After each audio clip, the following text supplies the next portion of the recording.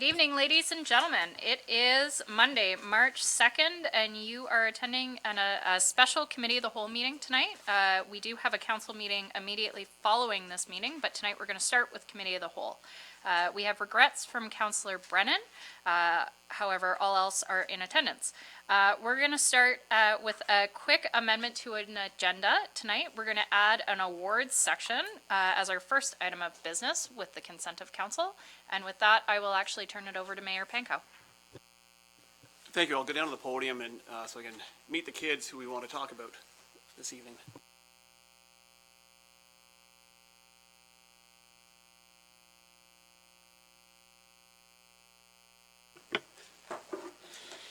So our Municipal Heritage Committee, in recognition of Heritage Week, held a coloring contest this year, and of course we have a lot of very prominent, beautiful coloring sheets were made of three beautiful sites within our town: the Bascule Bridge, the old post office, of course, which we're all very proud to see being redeveloped right now, thanks to Bruce Linton, and our public library. So we had a number of submissions under each of those categories in both primary and junior levels, and the judging committee with Jenny Davis went through and selected some winners. So I think those form the people who are out here in the hall this evening. So I'd like to welcome, come on in guys, you guys must have stand out there, you must have come in here and be closer.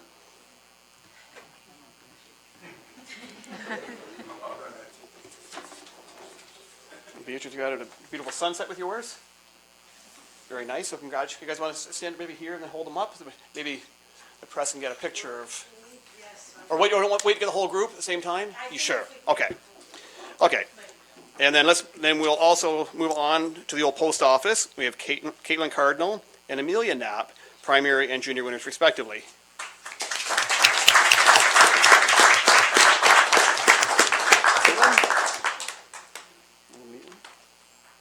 Thank you. And in the public library category, we have Eloise Knapp being the primary winner and the junior winner being Jordan Ferguson. Congratulations. So, okay, guys. Well, congratulations. How about you get your picture for the newspaper? Sound like a good idea? Okay. You just want maybe move up front. Everybody here so everybody can see us. I want everybody to hold up their beautiful drawings. So not only do you get a little bit of recognition, we want also, you have a gift certificate for Toy Heaven, and you could use a VR room there as well, so congratulations.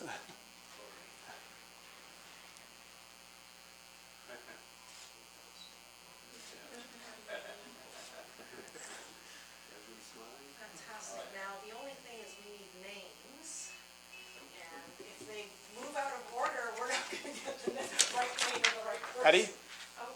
Oh, you've got it. Is that going to help? Well, I need to match name to face. Sure. That's the only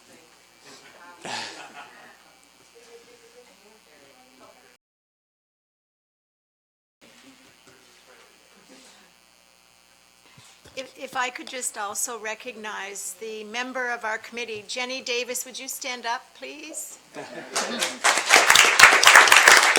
was Jenny's idea. Thank you. A great original idea that has really engaged the kids.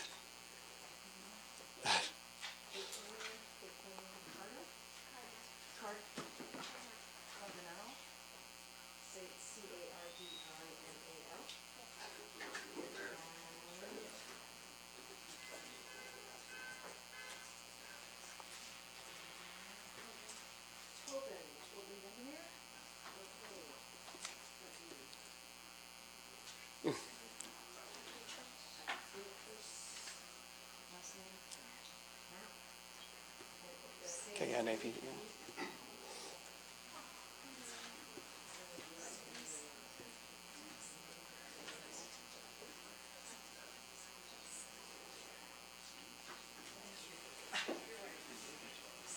So Jenny, will this be an annual event?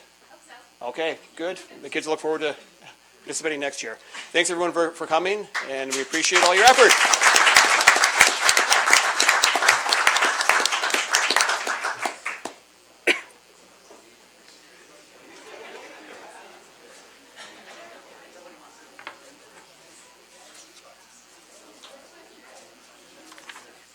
All right, thank you, Mayor Pankow. Our location is on Abbott Street in Smiths Falls. The clinic is one of more than 24 nurse practitioner-led clinics across Ontario.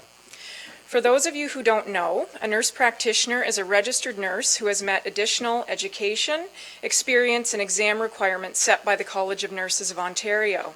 Nurse practitioners do not need to be supervised to practice, and they can work in many sectors, from hospital to home care, palliative care, and primary care. The key difference with a nurse practitioner-led clinic is that nurse practitioner leadership is at all levels of the organization.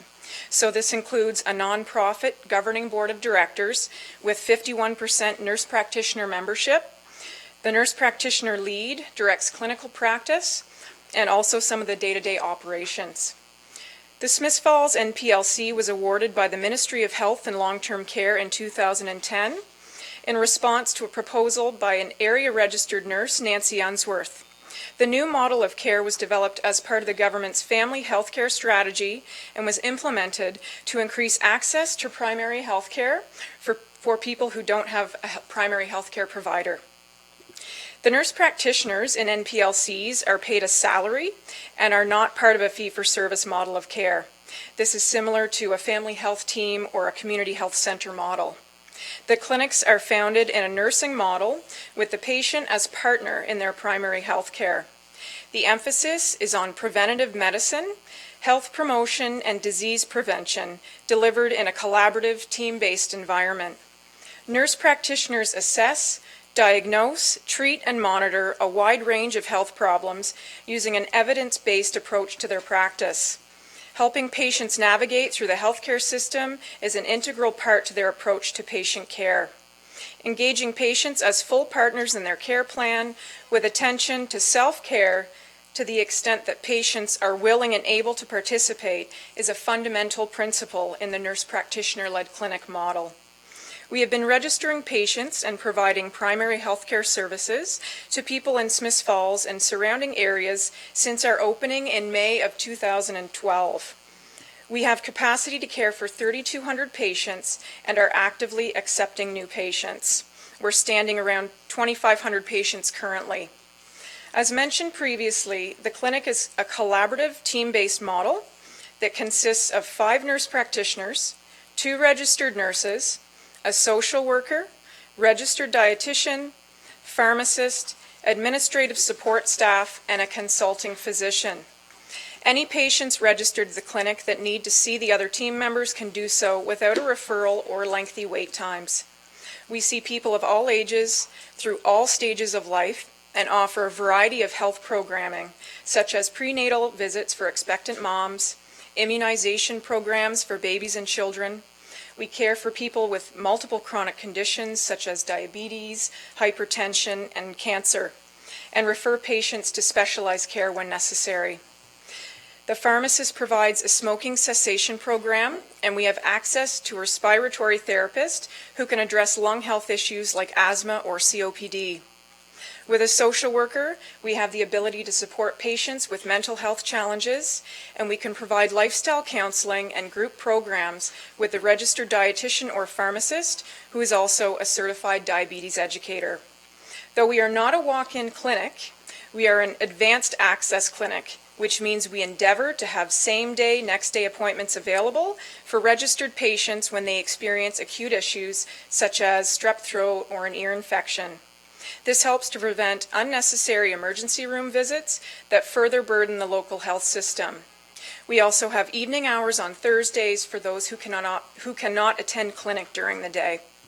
We have a long-established relationship with Healthcare Connect to help permanently fill the primary healthcare gaps this community has experienced over the last 8+ years. We pride ourselves on building collaborative relationships with other community organizations to help build a more efficient, sustainable, and person-focused healthcare system. I'd like to acknowledge that in his former role as the Executive Director for Rideau Community Health Services, Peter McKenna has been a longtime supporter of nurse practitioners and the nurse practitioner-led clinic in Smiths Falls. Thank you, Peter. Your inclusive and collaborative spirit has been much appreciated and very important to the Smiths Falls NPLC. We are currently working with area partners to develop and plan Ontario Health Team in this area. We look forward to new and innovative ways to support patients and help transform the health system. So I'd like to take a minute just to recognize some of the staff and board members that are here from the clinic. So this is our board chair, Melanie Spenceley. This is our nurse practitioner lead, other half of the management co-team, Brenda Ludick-Bunker. This is Ken Graham, one of our board members. Melissa LaSalle, our administrative assistant. Sarah Mann, one of our receptionists. And Tom Folks, one of our board members. In closing, I'd like to leave you with the clinic's vision as it best describes what the Smiths Falls NPLC strives for every day. Better health together. Thank you. Thank you, Leanne. Thank you. You have quite the collection of people here tonight, and I think it's a real demonstration of the value of your service in the community. There's a lot of people who are here to support you, and it's nice to see. I know Councillor Alfred has a question, but before we get there, can you just articulate publicly on camera how somebody could become a patient at the health clinic? So currently, we are working with Healthcare Connect. We have been since we opened, so people who want to register and become a patient are welcome to call. I don't actually have the number with me tonight, but it's on our Facebook page and our website for the clinic. Or you're welcome to come to the clinic at 52 Abbott Street on Unit 5 and take an intake package, and then we can go from there. That's great. Okay, thank you. Councillor Alfred? Not a question, Leanne, but I can attest for those gathered and those watching the value that the nurse-led practitioner service has been. My own mother was a client for the last 4 years of her life, and in every situation along that long journey to the end, the nurse practitioners took her through everything and were able to address all of her needs, even in the palliative stage. So if someone is reticent about trying the services of the nurse practitioner, they should disabuse themselves of all their previous ideas, because I don't think my mother could have had better care than she got at that clinic. We appreciate that very much. Thank you. Okay, thank you, Leanne. Thank you. And guests. Okay, our next delegation tonight is Ann Muskelly of Harmony 162 Pickleball Club in Smiths Falls.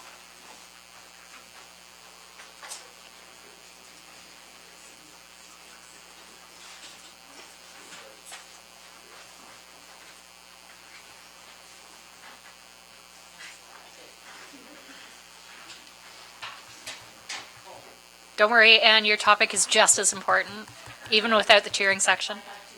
There you go. Just, oh, no doubt. Just make sure to turn your mic on, okay? Thank you. Go now. Hello, Mr. Mayor, Chair, Ms. Dwyer, and council members. My name is Ann Muskelly, and I'm representing the Smiths Falls Harmony Club 162 Pickleball Club. It's the fastest growing sport in North America. It's a cross between tennis and badminton, with a shorter court and very inexpensive equipment. And it makes it very accessible to all age groups. It promotes physical exercise, well-being, while being very social. We ran our first ever tournament last year using the arena surfaces. We had 13 courts and we had over 250 players and fans, and it was very successful. We are unable to have another one this year, though, due to the extremely high rental costs. However, we've been asked by the District 9 Senior Games Committee to host the 2020 pickleball games on the outdoor courts. They are all not-for-profit organizations. I approached the Recreation Department to book 2 days in June on the new outdoor courts, using 6 of the 12 courts available. We require no assistance, no equipment, and we have our own insurance. I received an email from Tana Torch January 7th that there would be a usage fee of $338 plus HST per day for these courts. I'm just here to ask, basically why and how these fees are assessed. Secondly, if any consideration can be given to waive these fees or at least have them reduced.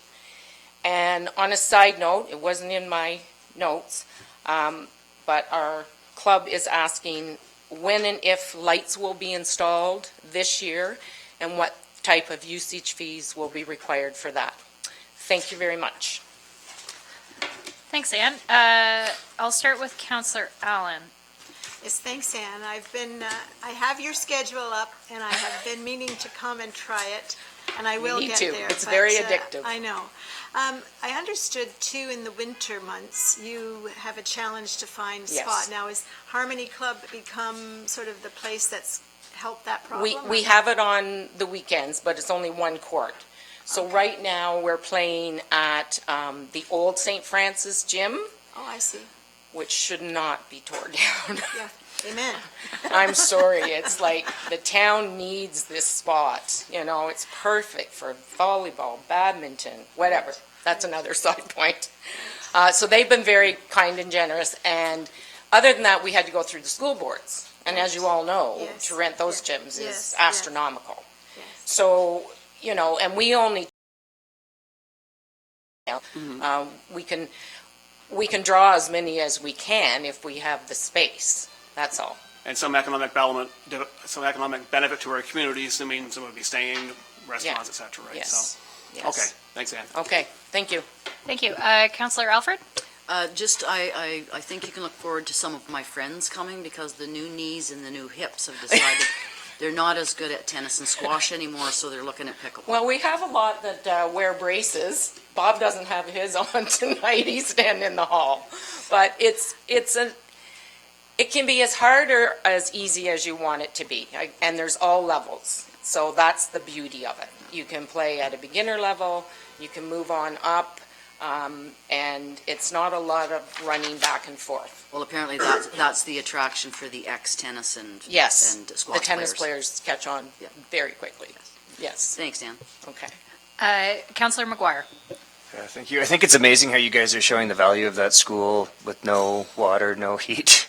And you see the cars, like if I'm going over to the church, there's always probably 10 cars in the parking lot down there. So it's, Yeah, we have 3 courts and so that's 12, and we have between 12 and 20-some players every night that we play. wow, that's amazing. How do you do open houses? How do you get into it if you? If we had the space, we could. Okay. So for new players trying to. Right, and if we have a request, same thing, you give me a request, I can go, Stephanie McGlade's been very good. We could rent St. Francis in the daytime. I mean, it's sitting there all day long. I think we're the only people using it. Yeah. You know, so it's right. underused still. It's underused and, yeah, they can Okay. pay for the demolition. Thank you. Okay. Thank you, Ann. I just have one question. Pickleball is a funny name. Where did that come from? What's the history behind the name There's pickleball? different stories for that. It's an old game, it's not a new game, and it was, one guy had his boat, and he was out fishing, and his dog was named Pickle. And so somehow he got, and I don't know, retrieved the ball or something. And then there's another story, but I totally forget what it is right now. But, yeah, it's been around since the 50s. Fantastic. All right. Right. Learn something new every night. Councillor McKenna has one question just before you go. Just to my colleague said, the mayor suggested staff could come back to us. I would support that as well. I just didn't know if the others are. No, I think that's our direction. That's our standard procedure. So Kim will forward this on to staff, and it'll come back to the same style of meeting in a staff report, and I'm sure Art will coordinate that with you so that you're aware of when it's coming forward. Okay. Okay? Okay. Well, thank you very much for your consideration. Thank you, Ann. The weekend before Father's Day, so it's not till June. I mean, if we have to pay it, we're going to have to pay it because it's kind of already been, forwarded to us, so, yeah, Okay. anyway. Okay? Thank you, Ann. Thank you. Okay, moving on. We have no adoption of minutes tonight because this is a special meeting. CAO Morris, do we have any CAO or directors' reports? Yes, Madam Chair, we have one Okay. from Director Dunlop.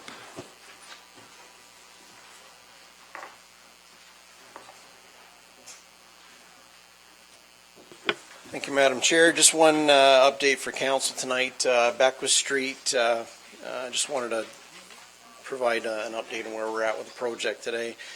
Obviously, we've wrapped up 2020, or February 2020, so we're through our 5th month of construction now. We're working with the contractor right now on the progress payments for that, so we'll have an update for you on where our progress is financially at the next meeting. Construction seems to be proceeding well. We have water main cutting and capping activities scheduled for Wednesday night at the William Street intersection. Again, we're doing those activities outside of peak hours to be conscious of the impacts on local business. Obviously, with the 3 construction crews now active on the corridor, things are getting a little tight for space. We do have a meeting with the DBA's Construction Coordination Committee tomorrow to talk about that and see how we can communicate better and get more updates out to businesses in light of that. I do not have any new challenges to report. The project has been going well. We haven't had any significant extras or extras of concern identified in the last 4 to 6 weeks. I'd like to again make a statement that I appreciate the tremendous level of patience and understanding the businesses are extending to the contractors as they do the work, and hats off to them for, again, their patience throughout this process. So that's all I have for this evening. Thank you, Troy. Any questions from council? Hearing none. We have no correspondence items tonight. We have no in-camera issues tonight, rather. So we'll move into priority issues, and we'll start tonight with Race the Runway. And this report is provided by CAO Morris. Thank you very much. So this report has its genesis most recently in the presentation by Peter O'Blennis 2 weeks ago, where he came as a delegation to seek permission to use the airport facilities for this year's Race the Runway event. So perhaps I'll start with a bit of background. Most may be familiar with this event, but it's an annual event that's been going since 2012. And it attracts a pretty impressive number of participants with exotic or sports cars or muscle cars. There are also motorcycles as well. It's based on a time trial format where the vehicle goes down the runway on its own. They're not racing against each other. And their time is clocked at the quarter-mile mark, and their speed is clocked at the half-mile mark. Typical format for this kind of time trial event. So, as I said, the event's been running since 2012. It's been hosted in the past by the Smiths Falls Flying Club. And as a reminder, the Smiths Falls Flying Club are contracted by the town and township of Montague to provide management and operational services for the airport. So, I believe it was after last year's event, the Flying Club felt that this was not an event. They had a few concerns with it. They felt that this was not an event that they wanted to host again. So discussions began, I believe, in October, November. That led to the creation of a non-profit charitable organization registered under in Canada. And the thinking was that this nonprofit group would host and deliver the event in 2020.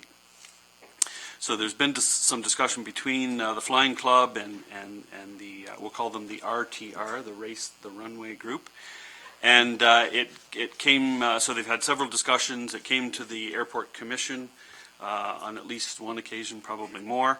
And in the end, it was determined that the two groups couldn't come to an understanding on how the airport would be provided for the event in 2020. And I have to say the Smiths Falls Flying Club have been clear that they didn't want to be involved in the event, and they felt a degree of reticence in being involved in any way in the event. So consequently, it went to the Airport Commission. The Airport Commission passed a resolution. It's in the report. Basically, it says that the commission did not want to interfere with the operating agreement between the municipalities and the Flying Club unless there was mutual agreement to alter the agreement for a short period of time. So after that, the RTR group then came to council, came here to talk about the potential to approach it somewhat differently and have access to the airport for a period of time to host the event. So from that discussion, the suggestion was made that perhaps council and staff could play a role in facilitating an agreement between the groups.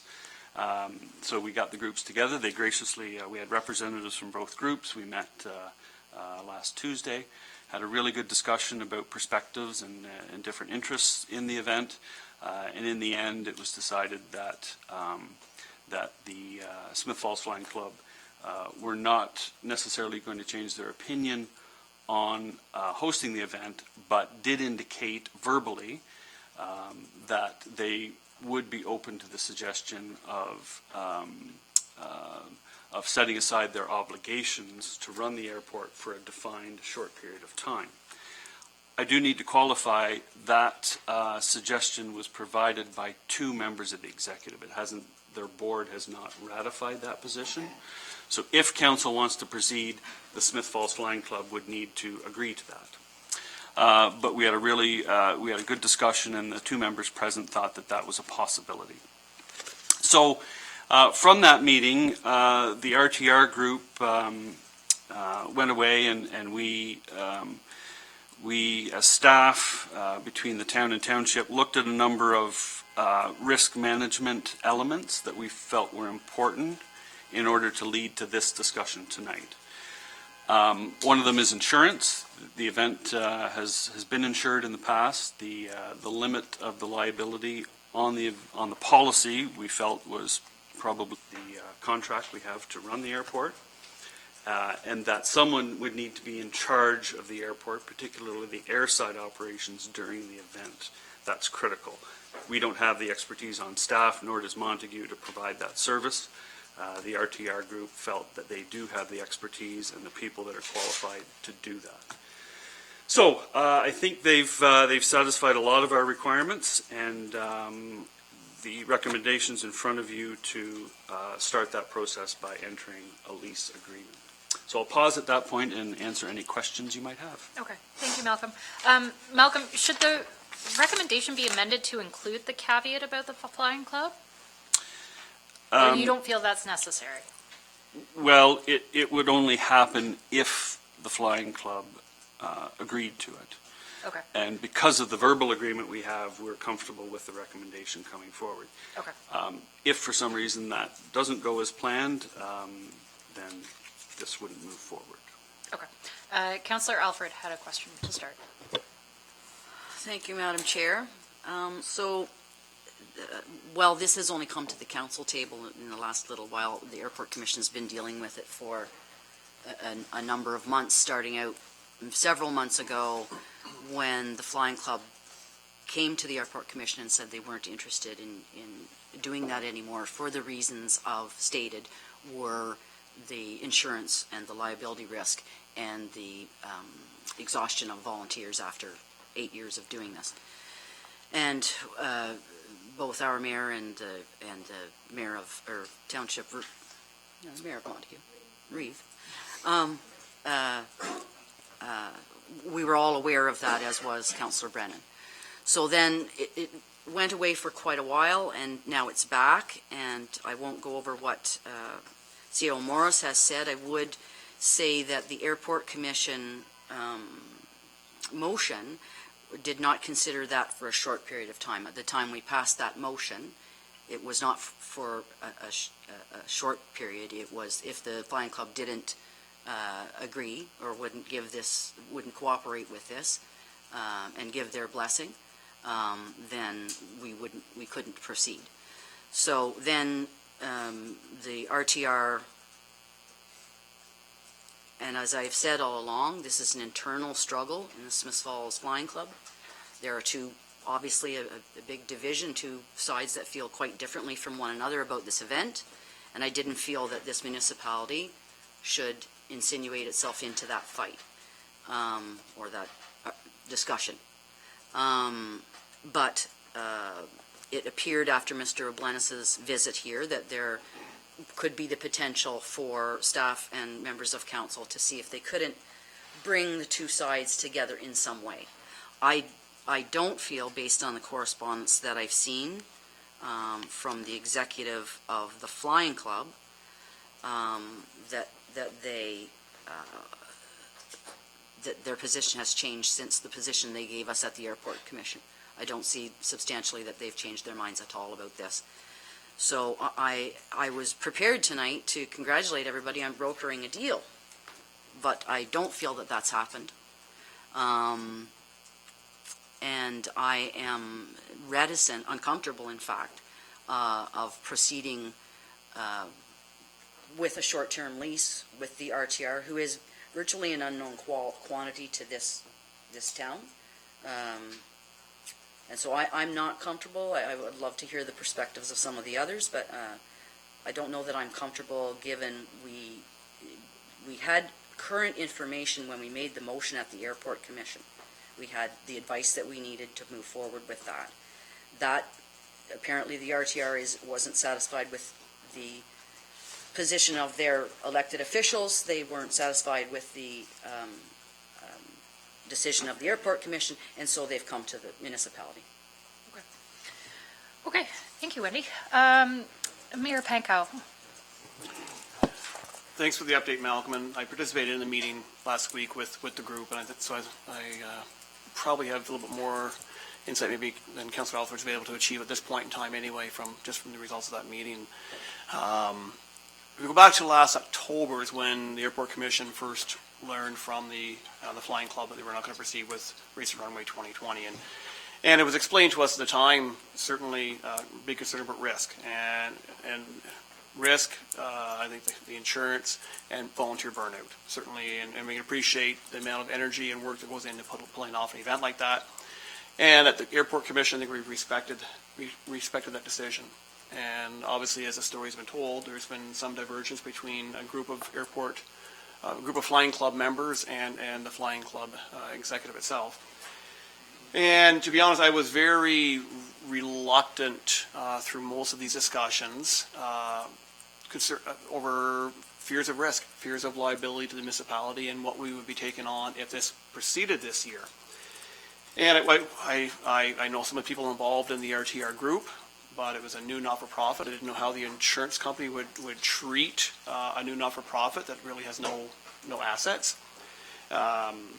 So the concerns were, say, based on mitigating and managing risk. And every day and almost every decision we make around this horseshoe, we are working at mitigating risk, managing risk, and you ensure the risk that you cannot mitigate or manage.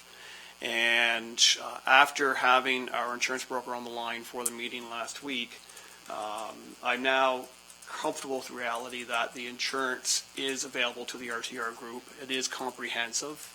As Malcolm indicated, the RTR group is willing to even increase the level of coverage. So I recognize that if this event proceeds, there's always risk. You get cars traveling 200 plus, 250 plus kilometers an hour down a short runway. There is risk, and it's been going on for 8 years. There have been a couple minor incidents, fortunately without injury, I believe. And I'm concerned as it continues, it goes on for the next 20 years, there's a greater probability that sooner or later something may happen. But at the same time, I'm comfortable with the group that from the RTR and the measures that they're putting in place to protect not just the airport, to protect the assets of the airport as well as the municipalities. So I would like to see this event move ahead. I think it is an economic builder for our communities. It's probably the biggest event that happens in Montague. Any given year, it will attract well over 1,000 people to our community. The opportunity for the spinoff from that, I think we calculated probably $400,000 plus it goes to our local GDP as a result of this happening. So I would like to support the opportunity to enter into a lease agreement to make the arrangements based on the description by Malcolm. And we know that there's probably still some gaps in there. There's still some approvals to be needed. There's still Montague Township that has to discuss this. But I think if we start the ball rolling tonight, We can pass it on to Montague, the Flying Club, and with the hope that resolution can be found. And I think the meeting last week at least brought the parties together, an opportunity to find a solution that will make it work, and I think this is a workable solution. Councillor Alfred. Thank you, Madam Chair. I respect your point of view, the mayor's point of view. This agreement is 30 years old, actually, with just few minor changes. It's even older than that.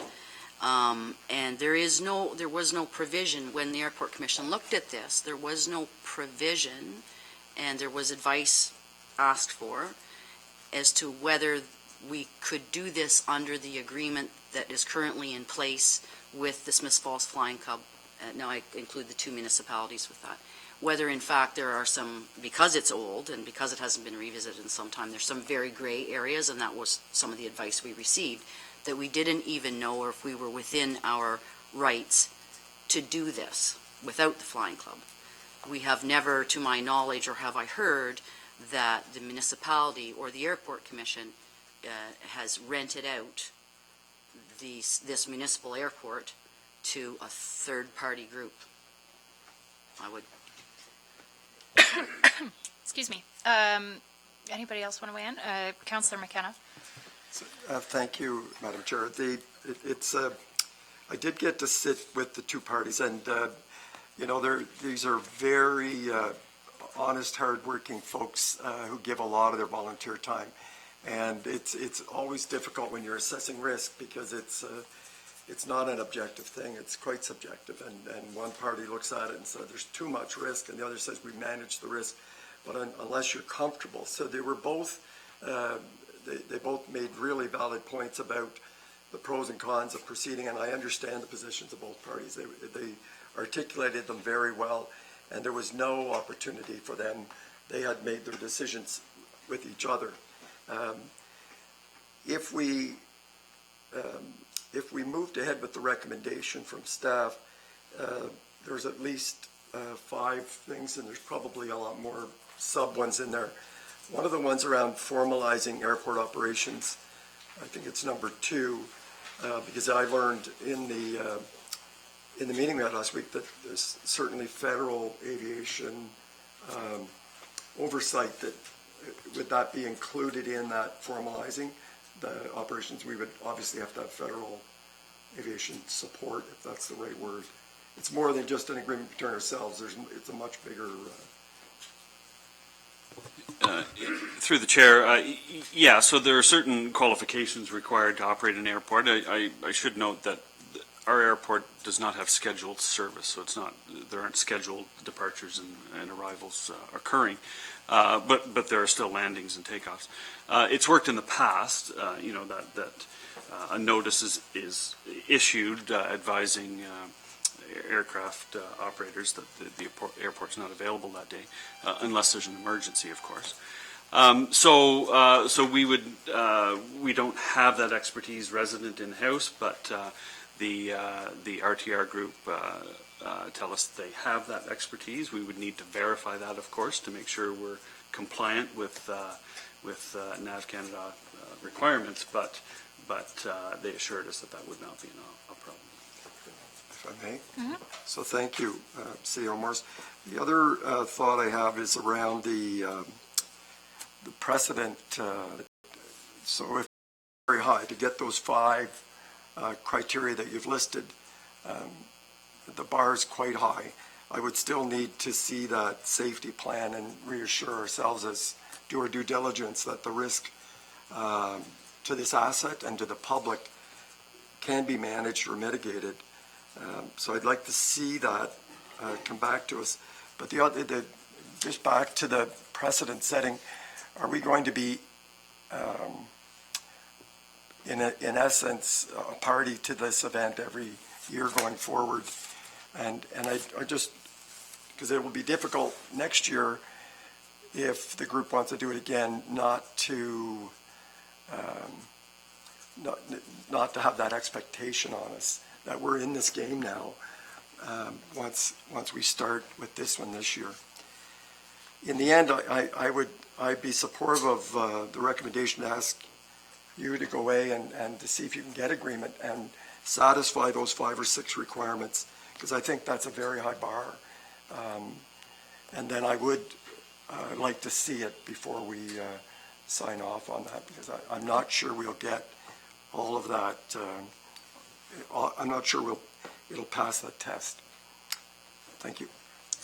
Councillor Allen. Yeah, no, I agree with Mayor Penko. I think this is an event that's worth doing this, and I agree with what has been recommended. I don't disagree with what Councillor McKenna said. I think we want to mitigate all our risk, but I also know that there are many organizations that have been coming to that event since the beginning of it, and that make a lot of money to support their group. And it's an amazing draw, a large number of people coming from all over, not just locally, but it's just a great event, and I hope we can help it continue. Okay. Councillor Alfred, and then Councillor McGuire, do you have anything to add on this? Okay. Councillor Alfred, is your point directly related to Councillor Allen's? Okay, never mind. Chris says you can go first. There's one other thing I want to counsel my colleagues to consider, in that we have a 45-year relationship with the Smiths Falls Flying Club, and my sense, little more than my just sense, that we run the risk of damaging that relationship with the Smiths Falls Flying Club. Now, you could say that part of the Smiths Falls Flying Club will be happy if we go forward, some of the members there, and another section, however many that is, are going to be happy with us. I'm not even sure how many Smiths Falls Flying Club members are actually taxpayers in either Montague or Smiths Falls. It's unknown to me. But it is a long relationship, and it has been, and they have managed that airport at least since the '92 formal agreement that I saw. So I would ask you to consider too that is a consideration in terms of damaging any relationship that we might have with that body. Okay. Thanks, Councillor Alfred. Councillor McGuire, and then I'm going to weigh in. Thank you, Madam Chair. Right now, I would say the 5 points that are laid out here, as Councillor McKenna said, there's a lot that's going to go into that. I think that just the fact, if they've had insurance, says, you've had those conversations, let me reorganize my thoughts here. There's still a lot of bars for them to pass. The insurance company seems willing to work with them. I'm not as familiar with the relationship between the Flying Club and this group and the internal politics of that. And I think the Montague still has to be on the same page too, correct? Sierra Morris? Ideally, yes, because we are both parties to the agreement with the Smiths Falls Flying Club. Sorry, can I just ask for clarification? What do you mean when you say ideally? Well, it prevents a bit of a legal quagmire if we're not aligned on it, because worst case scenario is one municipality would agree to it, the other would not, then we have a stalemate. So Which means it would not proceed. Ostensibly, it would mean it would not proceed. Okay. So with clarification on that, if I would only agree with it if Montague's on board with it, if all these 5 conditions are met and the insurance is good to go. Yeah, that's my opinion.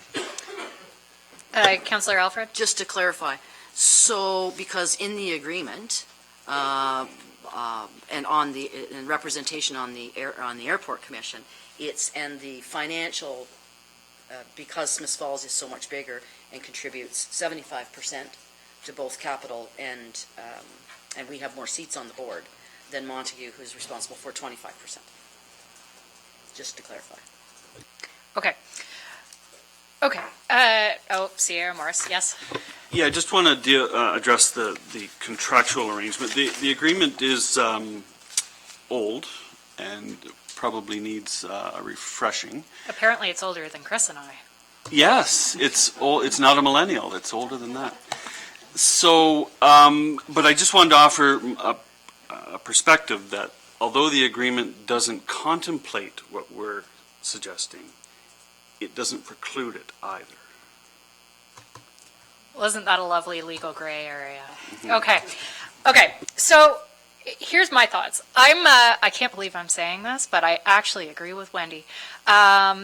I know, the sky's gonna fall. I don't know that I'm ready to rush into this decision until, we have answers to those points, and without something in writing from the Flying Club. I don't doubt that, RTR is a reputable group, and they will proceed with this event with all of the I's dotted and T's crossed, but I'd like to see that first. And I would like to build some sort of consensus with the Flying Club, at least the majority of the members of the Flying Club. So I'd actually suggest that we defer this decision until we get a little bit more feedback. I believe that's what Councillor Alfred was suggesting. No? What are you suggesting? I'm suggesting that those attempts have been made multiple times, and I think, as Councillor McKenna said, I think at the last time we discussed this, that, there's the breakup, and it's a possibly bad breakup, and then there's a divorce. And I don't see the two sides being any closer tomorrow than they are today, or they were at the beginning of January. Okay, fair enough. Mayor Panko wants to weigh in. Yeah, I think we've got to the point where our understanding is the Flying Club is willing to step back and turn over operations of the airport for the 36 hours, whatever it may be, to operate the event. Sorry, Mayor Pankow, we have consensus from two members of the... So two members, yes. So that's it. So Flying Club has not signed off on So this. if we make a decision tonight to enable this to move forward, that will result in the Flying Club having a discussion and a vote on whether or not they support that mandate of those principles and stepping away, and also gives Montague the opportunity to weigh in and make a decision on this tomorrow night at their committee of the whole meeting. So I think if the ball starts rolling tonight, understanding that there are major risk mitigation factors which have to be overcome to the satisfaction of staff, we can have it come back to council for final ratification if that's what we are, I guess, create a certain level of comfort with it for us here. But if we don't at least let the ball get started tonight, then we're simply pushing this down the road, and we won't get, it'll just die a slow death because it'll be too far down the road before it has a chance to be concluded or not. Okay, fantastic. That's a super uplifting thought. I don't have a great deal of comfort with the way the resolution is worded right now, but if it was amended to read to some of those points that Mayor Pankow just made, and is a little bit more expressly stated in the direction from council, then I think I could get on board with that, because that still puts a mechanism in place to ensure that all those measures are met, and as a sign of good faith, it shows that we're ready to support this in principle. Sean? And I believe it's on our council agenda subsequent to this meeting. We can do first and second reading if we were comfortable with that, and hold third. It's not on the agenda. Oh, it's not? Okay. You can check with Malcolm, but I think you have to hold. Yeah. Okay, so basically it would be it's supposed to move forward from here for any further ratification, but at least if we withdraw vote on what we're going to do, it gives some direction to the Flying Club and to Montague. Okay, so in that case, those in favor of moving this ahead as an amended motion? Amended to include the caveat to get approval in writing from the Flying Club, and then those 5 pieces that Malcolm outlined in the report. 4 pieces? 5 pieces? Chris? Based on Councillor Alfred's comments, I don't know if the agreement from the Flying Club is worth putting any more staff time into. So for that sake, I would take the amendment of the 5 points, but I wouldn't include the first part. Okay. Are people comfortable with the amended wording on that? Councillor McKenna? Yeah, I was comfortable because it was in the report, and knowing that it wouldn't go forward with, that I didn't just look at the resolution, I read the whole report as a whole, I take it that way. I get that, but the direction coming from council is only going to be as expressly stated in the resolution, which is why I would like that wording included in the resolution, so that it's very black and white. That's fine. Subject to the 5, what do I call it, factors, or the 5 considerations. Yep. Criteria, yeah. Yeah, I Okay, assume, that's fine. I assume staff will craft the Yeah. wording around that, but, okay. Okay, so consensus to move that ahead, and that'll come forward at the next, so I know, Wendy, I see your hand. That'll come forward at the next week or 2 weeks from now?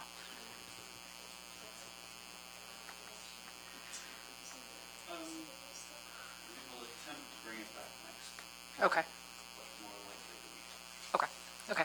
And Councillor Alfred, to leave us off? So, just so I understand, this as written is what council's about to do a straw vote on, this recommendation as written. Yes. Plus And the s- amended wording. So we would be, if it's providing all these 5 things have done, none of which does it say that the Smiths Falls Flying Club has to agree to, we would be prepared to go ahead without Smiths Falls Flying Club and set that precedent. That is the direction of Committee of the Whole. Okay. I would like it noted, it wasn't mine, but people didn't seem to be on board with that. Councillor McKenna? You know, just under formalizing airport operation managed responsibilities, it's implicit there that we couldn't do that without at least the tacit understanding that the flying club is stepping back for that 48 hours. So with those 5 there, we couldn't just walk in and take over the airport operations, or we wouldn't. So I think it's there. Oh, okay. CAO Morris, you want to lend something? Yeah, I think the ideal outcome is to have support from all parties. So my suggestion respectfully is to add the Smith Falls Flying Club endorsement to the criteria, because that's the best outcome. That I could. Wendy says she's in agreement with me. What? Twice tonight. I know. All right. In that case, if committee is okay with that, the resolution will stand as I originally proposed it. What? Okay. Anything else on Race the Runway? No. Moving on. Maple Ridge subdivision report. This is with Carl, and Carl is presenting us with draft conditions for subdivision approval.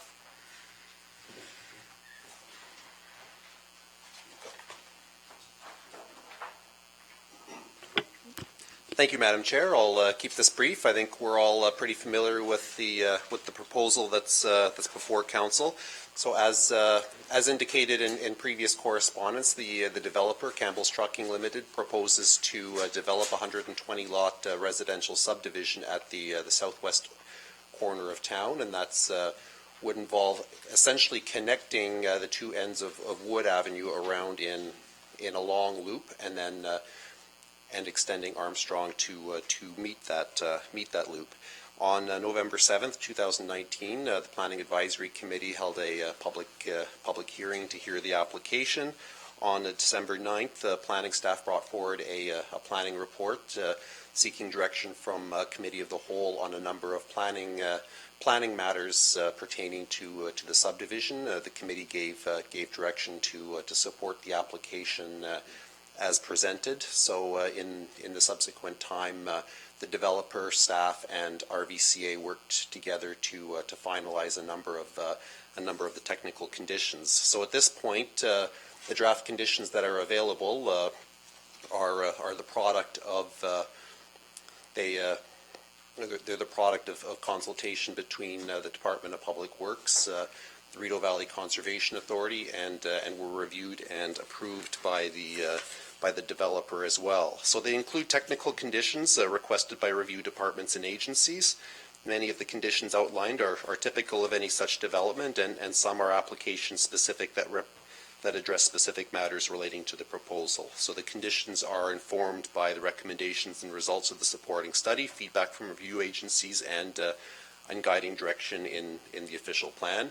And I'd certainly like to acknowledge the work that the developer and Director Dunlop have undertaken with respect to some of the servicing components of around Wood Avenue, and Director Dunlop's available to speak to that if requested by council. So at this point, it's the recommendation of staff that council adopts a resolution supporting approving the draft approving the subdivision here, subject to the conditions that are referenced as a schedule to this report. Thank you. Thank you, Carl. Wendy, start her off. I definitely support staff's recommendations on Maple Ridge to move forward. The Planning Advisory Committee, and I think there were 47 conditions, draft conditions that PAC considered. Some ungodly amount of them anyway, seems like. About that, yes. And I thank Carl as well, because I had some questions regarding some of the RVCA technical questions that he was able to bring the RVCA in, not only answer himself, but also assist me in getting answers from the RVCA on some clarification I wanted on some of those conditions. But I certainly, it came through the PAC, and it is now here, and I think I would also, like Carl, congratulate not only our own staff, but the developers' planning staff. I think this has moved reasonably quickly through the process since we got it the first time at, I don't remember what month it was, but it doesn't seem like it's been around that long. So congratulate both sides for making sure that it moved along this quickly. I suspect it doesn't seem that quickly to Mr. Campbell, but I think in the world of planning, I'm learning that it is. All right, anybody else? Lorraine? I'm happy to support this as well, and I just want to shout out how happy I am with the active transportation connection and the trees and the green space. I mean, all of those things are so important to our community, especially a community that's got a lot of families probably. Those houses are going to be attracting to families, so I think this is going to be a great addition to our town. Thank you, Lorraine. Mayor Pankow? No, I also support staff recommendation. I look forward to this development moving ahead. As everyone said, a lot of work behind the scenes between staff and developer and his consultants in putting together what I think is a great plan subdivision. So well done. Right on. Congratulations, Rob. I feel like your baby's finally being born. Rob likes to joke that I've birthed 2 babies during this process, and this has kind of been his baby that he's carried through all these years. I'm happy, too, to support the recommendation. There's a lot of work in here that still has to be done, but hopefully shovels will be in the ground shortly. This question is probably more for Troy than anybody else. Troy, how do we feel about pre-servicing agreements in the municipality to kick off the infrastructure work sooner rather than later?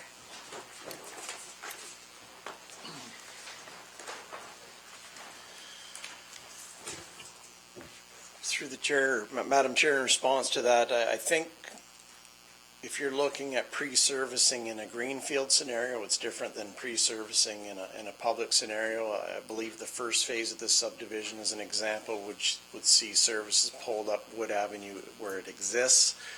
I believe the City of Ottawa has policies around pre-servicing, but I would have to express that personally I have a discomfort with installing services in the ground that have not yet received the approvals of the Ministry of Environment. That process takes, for stormwater and sanitary sewer approvals, it's about an eight-month process right now at the provincial level. So it's something I think really it would be something we would have to investigate and report back to Planning Advisory if we were going to accept those processes or procedures that have been done in the City of Ottawa as an example. Okay, sorry, to clarify, I was speaking more once the ECAs have been issued to the development, because there are 47 conditions in here, not all relate to the issuance of ECAs by MOE. So if the ECAs are in hand, could we proceed to pre-servicing pending the fulfillment of the other 47 conditions?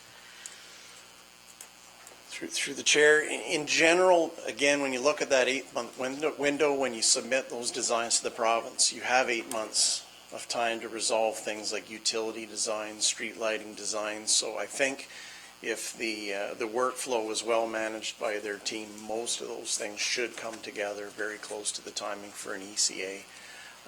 And again, because stormwater management is involved, it does add to that time frame at the provincial level. So. Okay, Yeah. thank you. Any other questions? No? Then I believe this motion is actually on the agenda for tonight. And with that, we'll move on to the next item of business. Carl, you're still up. You were going to discuss the Rito Hotel site plan amendment. Thank you, Madam Chair. I'm bringing forward another report on another important development project that's the product of many years of work by many people. So in 2018, Council gave final approval to a series of planning applications to allow and administer the redevelopment of the Hotel Rito property that's about 2 blocks south of us on Beckwith Street. Previously a hotel, this designated heritage building sat vacant for many years. Zoning and official plan amendments were adopted to accommodate a mix of residential and commercial land uses on the ground floor and site-specific density allowances to allow the development of 25 residential rental units within the building. The first floor facing Beckwith Street would still need to be commercial. So subsequent to the land use permissions, Council also gave site plan approval to administer the servicing, stormwater management, landscaping, and design. So most notable in the design was the necessity of ensuring the character-defining elements of the building's heritage were protected and enhanced, and some of those are referenced in the report. These features were identified in the 1986 designation bylaw and the heritage impact statement that was provided in support of the development application. In 2017, Council adopted resolutions authorizing the alterations to the heritage property to accommodate the development. So the planning approvals allowed development to proceed. However, there are a few items that were part of the redevelopment plan for which final details had not yet been settled, and the site plan agreement flagged these for final review and approval by the MHC and Council. This includes the portico, which is proposed to be restored to its previous design over the front of the property, as well as the final finishing of the addition on the north side, which is proposed to fill in something of a U shape on the historic building. The Heritage Impact Statement recommended a contrasting modern material to distinguish this from the original heritage building fabric. The design and construction of the portico, that's not part of the what's being considered by what's in front of Council this evening. They're continuing to work on that design, but the key reason that hasn't been completed yet is they're looking to harmonize that with the design of and reconstruction of Beckwith Street that continues to move northward. The developers, Parkview Homes, were granted a building permit in 2018 to begin the long and quite arduous process of retrofitting this building, and certainly there's a lot of eagerness around town and certainly within my office to see this project completed and the building once again a major asset to our improving downtown. Unfortunately, as sometimes does happen, it has been a bit of a bumpy ride for the developers as unforeseen structural issues have escalated the cost beyond what they were originally hoping to do. So about a month ago, they'd applied for alterations to the building permit to allow to remove the elevator that was originally intended to access the roof of the building and a pergola and rooftop garden that was originally proposed as part of the application. That's proposed to be removed. And also they're looking to essentially sort of replace that space with balconies on the second and third story of the north facing the Dollar World. So those would provide some outdoor amenity space to replace the rooftop garden. The permit cannot be issued without the approval of the modifications to the elevation schedules in the site plan, and that's one of the things that's in front of Council.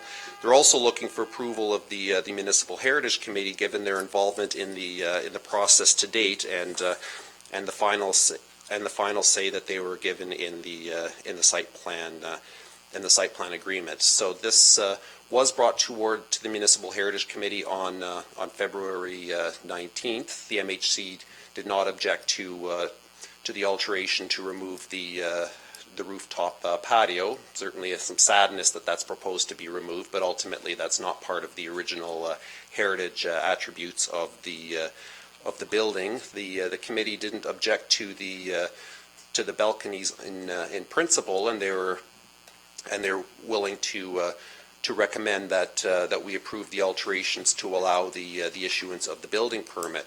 And However, they wanted final review and approval on the facing of the balconies, which are proposed to be wood spindles at this time, as well as the facing of the facade, the facade of the addition, which at this time is proposed to be vertical metal siding.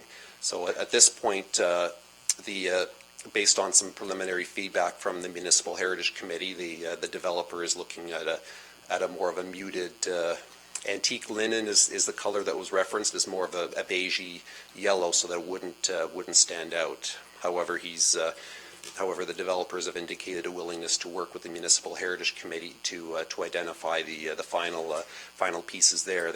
The Heritage Committee is certainly appreciative of the work that the developers have undertaken here, and Ken Shelley, representing Parkview, is here as well, and I may direct a question to him if I don't have the answer to that. So essentially, what we're looking for is approval to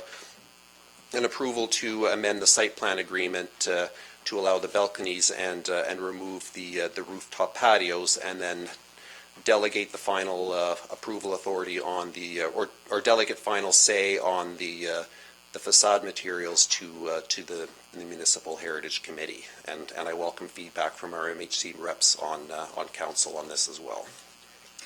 Okay, thanks, Carl. Councillor McGuire is going to start tonight.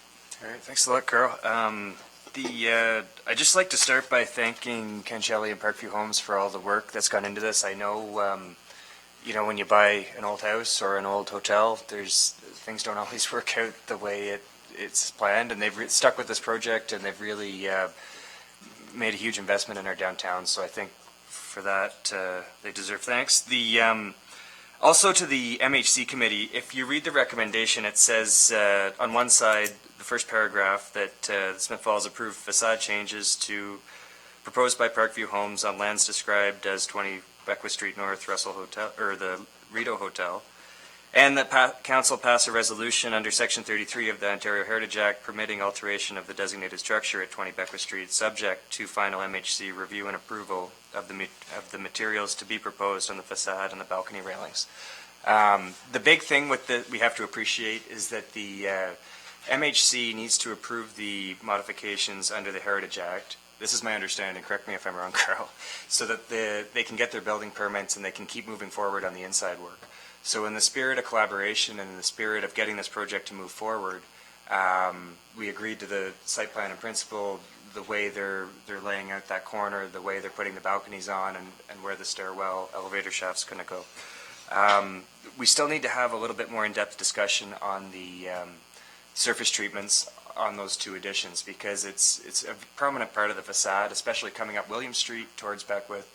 That addition is going to be very significant there, and I think that I'm not sure that the metal siding is the best treatment for that, but we still need to have more conversations there. I'd really like to see whatever's used comply with the standards and guidelines for the conservation of historic places in Canada.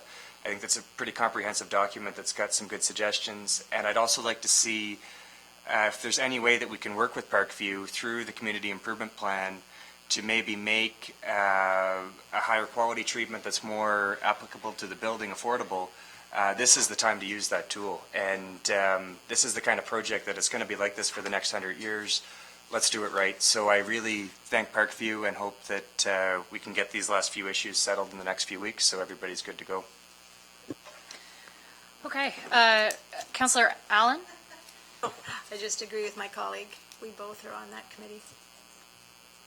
That was easy. Okay, Councillor Alfred? Just to back up what Councillor McGuire said, I think this is the perfect place for a CIP application coming from Parkview Homes to help with this. They've invested and invested in, it wasn't, I don't think anybody anticipated exactly what the Rideau Hotel was going to look like. So this is a perfect application, I think, for CIP, and I would encourage Parkview Homes to apply for that as a way to acknowledge the investment that you've made and that the town would like to support your investment by investing some ourselves. Thank you, Councillor Alfred. Anybody else? No. Ken, thanks for coming tonight. This has been a really, really long road for you guys. I did want to ask a question just about the rooftop balcony. Even though it's not going to have elevator access, are residents going to have access to the roof? No. None. Okay.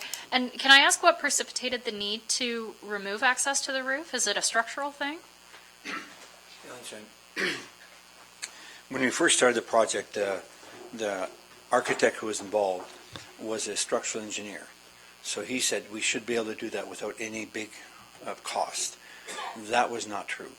Once we got into it, we realized that to put a rooftop balcony would be an incredible cost and with very limited benefit. Okay. And so that was really what it boiled down to. So to put that structure in place to actually do that, it was just an impossible task based on all the other work we've had to undergo, which we didn't anticipate. Okay. So. Thanks, Ken.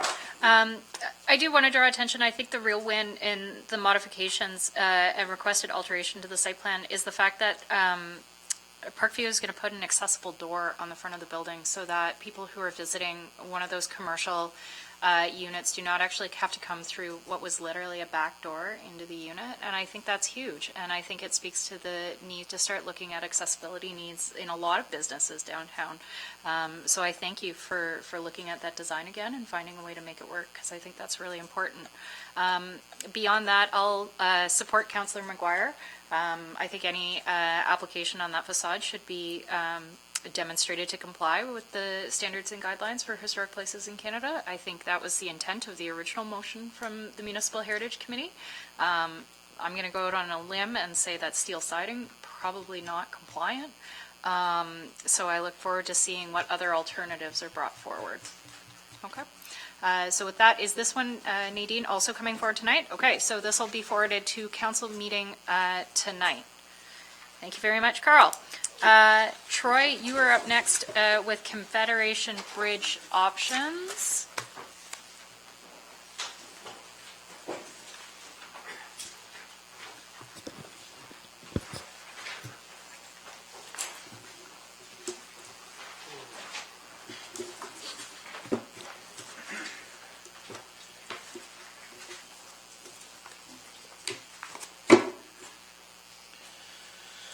Thank you, Madam Chair.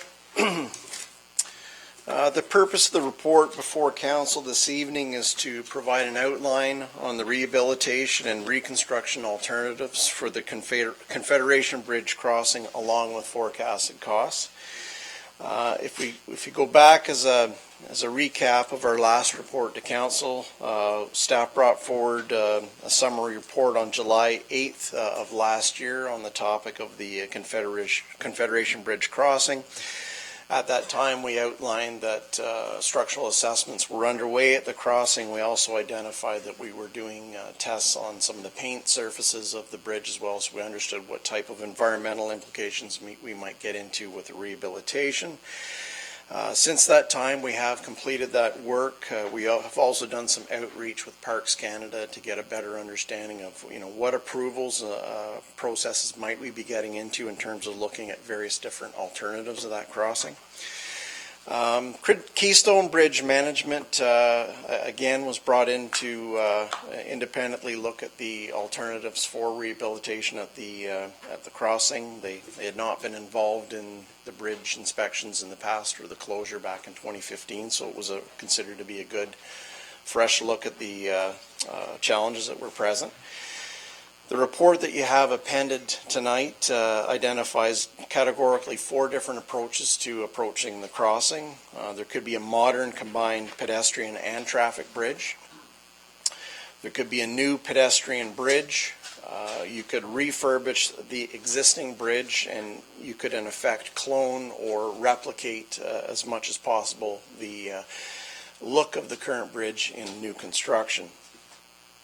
A broad range of the considerations with each of those alternatives is identified in the report prepared by Keystone.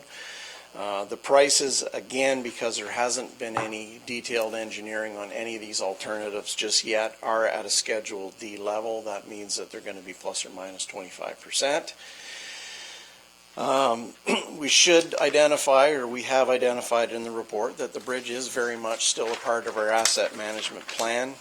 When it was last forecasted as a project back in 2015, it was identified to be preferred as a rehabilitation alternative.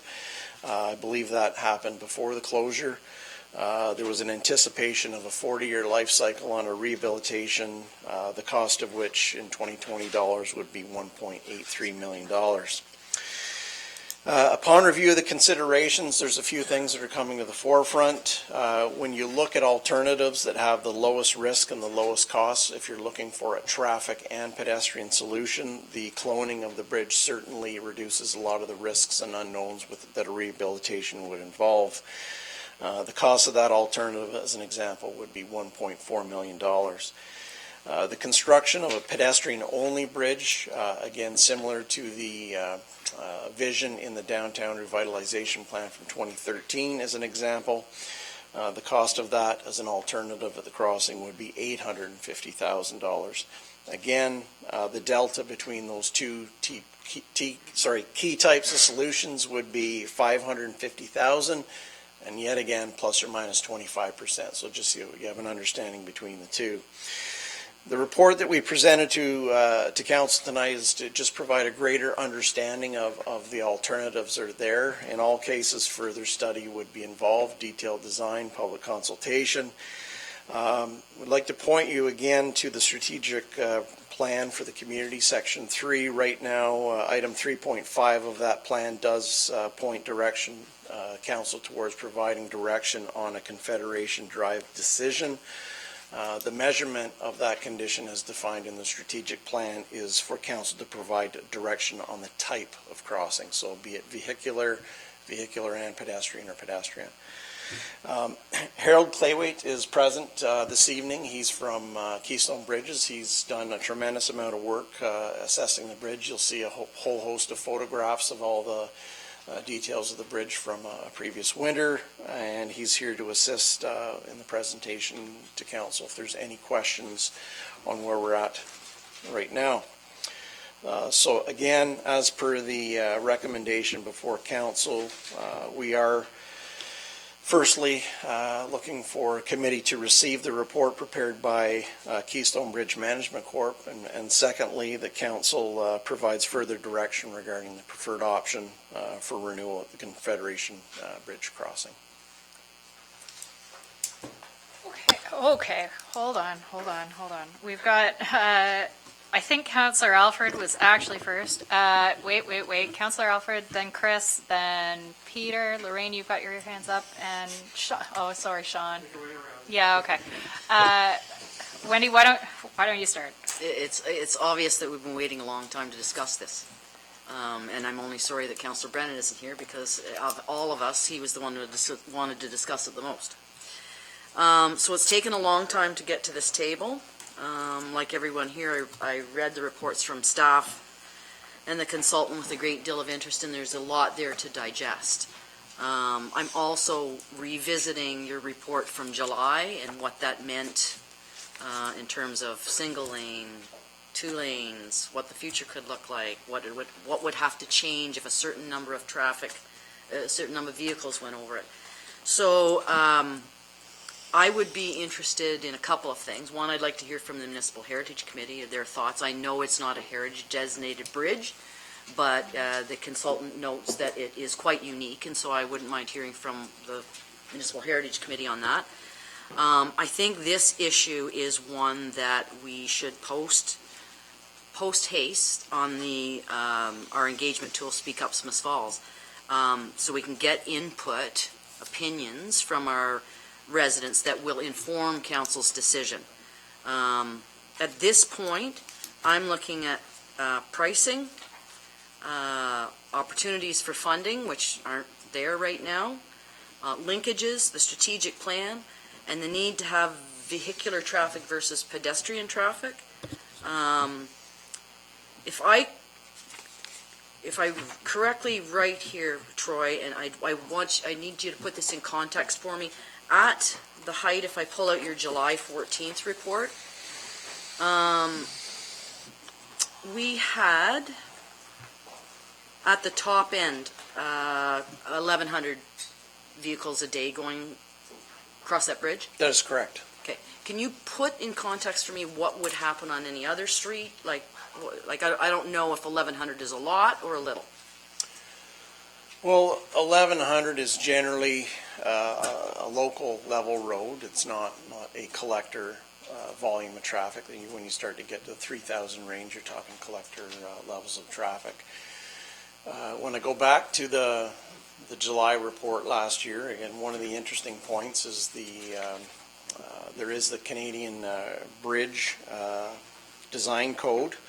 The province of Ontario also has the MTO Structure Design Manual, and in particular in the second standard, single lane bridges, when they're yielding traffic two-way, essentially the ministry considers a 400 vehicle per lane as a generally an acceptable threshold, provided no other operational problems are apparent. And we can openly state, I don't believe that we saw operational problems or were staff are aware of operational problems with the 1,100 vehicles per day, but certainly the volumes, when they get over 400, there is a risk or a need potentially down the road of managing that through traffic control devices, perhaps.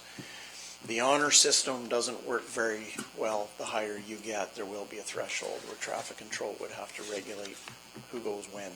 And I think that would be part of the consideration when thinking about which is the best choice is at what point do we trigger more engineering or more traffic control or more anything. So I think that does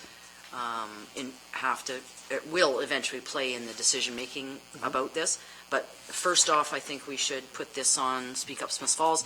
We can then hear from our ratepayers, because that is, if I'm not mistaken, that's by postal code, is that right? And also the municipal, I would suggest hearing some comment from the Municipal Heritage Committee. Thanks, Councillor Alford. Just to clarify, the bridge is at least listed locally, if not designated, and I'm wondering if either Chris or Lorraine could fill that in, or staff can come back with that, but it is definitely listed at an absolute minimum. Councillor McGuire, do you want to go next? I'm not, yeah, I need to check on I remember we got the Beckwith Street Bridge listed. I forget if there was 2 or 3 in that listing, or if it was just the one.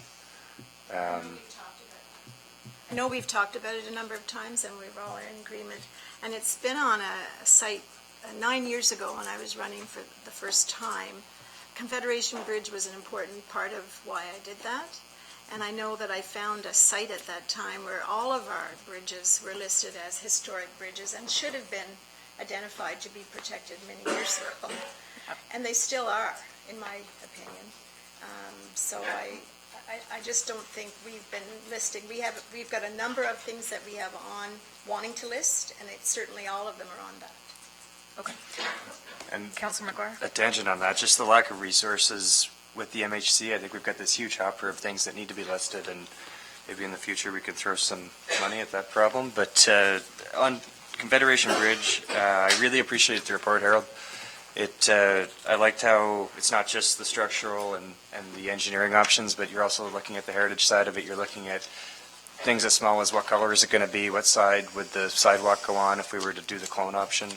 The clone option to me is very interesting. It puts it into the same price point as the pedestrian bridge. I have some questions on the Parks Canada consultation. It says that they are a single lane bridge is sufficient for their purposes, and it would be very helpful to canal operations if it can carry light vehicle traffic. Are they talking in the context of a one lane road as if we had before, or are they saying a pedestrian bridge that's got the width for the light duty truck with the plow to go over? Fairly clear to myself that Harold? Yeah, just the microphone. Yes, Councillor, in meeting with Parks Canada, it was fairly clear to myself that just reproducing, replicating the existing bridge, the bridge as it was when it was still in service, was servicing their needs very well. So they made no indication that their preference would be for, say, a two-lane structure. Do they have any preference on whether it gets downsized to a pedestrian structure? They had a very, I would suggest that they strongly favored maintaining the appearance of the existing bridge. So any option that maintained what is there now, particularly rehabilitating the existing bridge and keeping the existing configuration, was very, very strongly favored by their staff. Okay, great, thank you. So that, and I think that goes back to with the MHC consultation, we can get an opinion on that. Because it is a big spending item and it's, a lot of new information's come forward since the 2012 waterfront redevelopment plan, and we've got prices now in a Class D estimate to put beside it. I would like to see consultation. I think the Speak Up Smith Falls is great. I'd love to see a public meeting. I think there's enough of a interest out there to get some more attendance at this one than our other ones. I think that we do, because there's no grant applications to put in, it's not like we're on a tight timeline for this one, so if we could do some thorough public consultation, and it would mean a lot to me to know what people are thinking out there on this one. Councillor McKenna, I think you're next. Thank you, Madam Chair, and thank you, Troy, and it's my first read of any bridge report in my life, and I have to say I enjoyed it, and all of the questions that I could think of were answered in there, so it's great to have that expertise. I agree, earlier was mentioned, I know Councillor Brennan's quite passionate about this subject, and I think we aren't in a big rush to get this with clear direction tonight, so I would appreciate his input as well as more public input into it. I do know what I wouldn't want, and that's try to refurbish an old bridge when at the same cost or less you can actually clone something. So I don't know if my colleagues are ready to take that one off the list. It might narrow it down, and then the other three I'm fine with. Finally, where the transportation master plan, would that also provide helpful information to us as we make this decision, Director Dunlop? Through the chair, the town did extensive network level study with the implications of the Confederation Bridge, open or closed. Okay. We've lived 5 years of it closed now. At the network level, it doesn't necessarily serve a critical crossing function. It serves perhaps a critical convenience function. So I don't believe a transportation master plan would focus on the details at that crossing. One of the things we have to be conscious of when it comes to Beckwith Street, which is our only fixed crossing across this river in town, is the more traffic we funnel onto it or at intersections on it could add further delay. And we've got to strike this balance between moving traffic and not racing through our downtown, right? That's the challenges that we have. But I do recall in the presentations from the Ainley group when they started to talk about the performance of the Lombard intersection, the performance of the Brockville and Beckwith intersection, that one of the improvements that could be achieved in the performance of the Brockville-Beckwith intersection is to carry 2 lanes over the bridge. And right now, if you travel over the bridge, of course, there's a left turn pocket assigned to Confederation Drive. So whereas depending on what happens with that crossing, there's opportunities there. So we have to be conscious. Again, if we do bring traffic out onto Beckwith Street, the sight lines to go left do not exist. So all of the traffic movements approaching Beckwith Street would be right turn only. Mind you, that's generally the objective when someone's crossing to go to Beckwith Street. So not to dance around your original question, but I do not believe a master plan would get right into the specifics of that crossing. Now that answers my question. The question of cross-river capacity in the entire town is a question, the thing we have to be conscious of. When you cross Confederation Bridge, you got another bridge to go. You're still going over the Beckwith Street Bridge. Thank you. Yep. Okay, Councillor Allen. Yeah, I don't see a problem refurbishing that bridge. I mean, I looked at the costs and it struck me that it's one of the cheaper ways of fixing it. And 7 years ago, I guess it was, we had an expert come to a symposium we gave, and the topic was on historic bridges, and he talked about how important our bridges were. And at that time, he was quoting $700,000 for refurbishing. And that company, that's a long time, I mean, that's times past, and I know there's been a lot of damage done to it, especially based on these pictures that Troy has given us. But I think that the bridge is a great way to ask the public what they care about, because I know when I was running the very first time, everybody talked about the bridge. And I think they're still talking about it, so I agree with my colleagues. Maybe this is something that we ask the public's opinion on and listen to, what they think. I hope, just my bias and my desire for that bridge is I'd like to have that bridge look the way it does and always have it there. I think it served a good purpose. I thought waiting the traffic when it was a one-lane bridge, it was kind of nice. You looked at the trees, you looked at the birds, and you waited for your friends to go by. You waved at them and you went across the bridge. I remember going as a child on that bridge and getting my face splashed because the water flies through it. And there's so many wonderful memories around that whole park. And I think it's a vital part of refurbishing our waterways. So I hope we can either refurbish it or replace it just as it is, as a pony truss. Those would be my two preferences, but I think the MHC will have lots of feedback for us, which we need to listen to and find out. Thank you, Councillor Alfred. Mayor Pankow. Thank you, and thanks, Harold, for as Councillor McKenna said, a very comprehensive report, and the more I read it, the more you answered most of the questions along the way. I think we've all got a sort of a nostalgic attachment to that bridge. It's been around longer than certainly all of our lifetimes. The picture certainly reinforced the decision we made in 2015 to close the bridge, and I know there was some angst in the community at the time, and people saying, well, I just drove by it over it last week, why are we closing it now? But obviously, if we had not made that decision, we were setting ourselves up for a major fail at some point in time, so that I'm glad that's been reinforced through this process. And we have to look back, the last major rehabilitation of the bridge was 1996.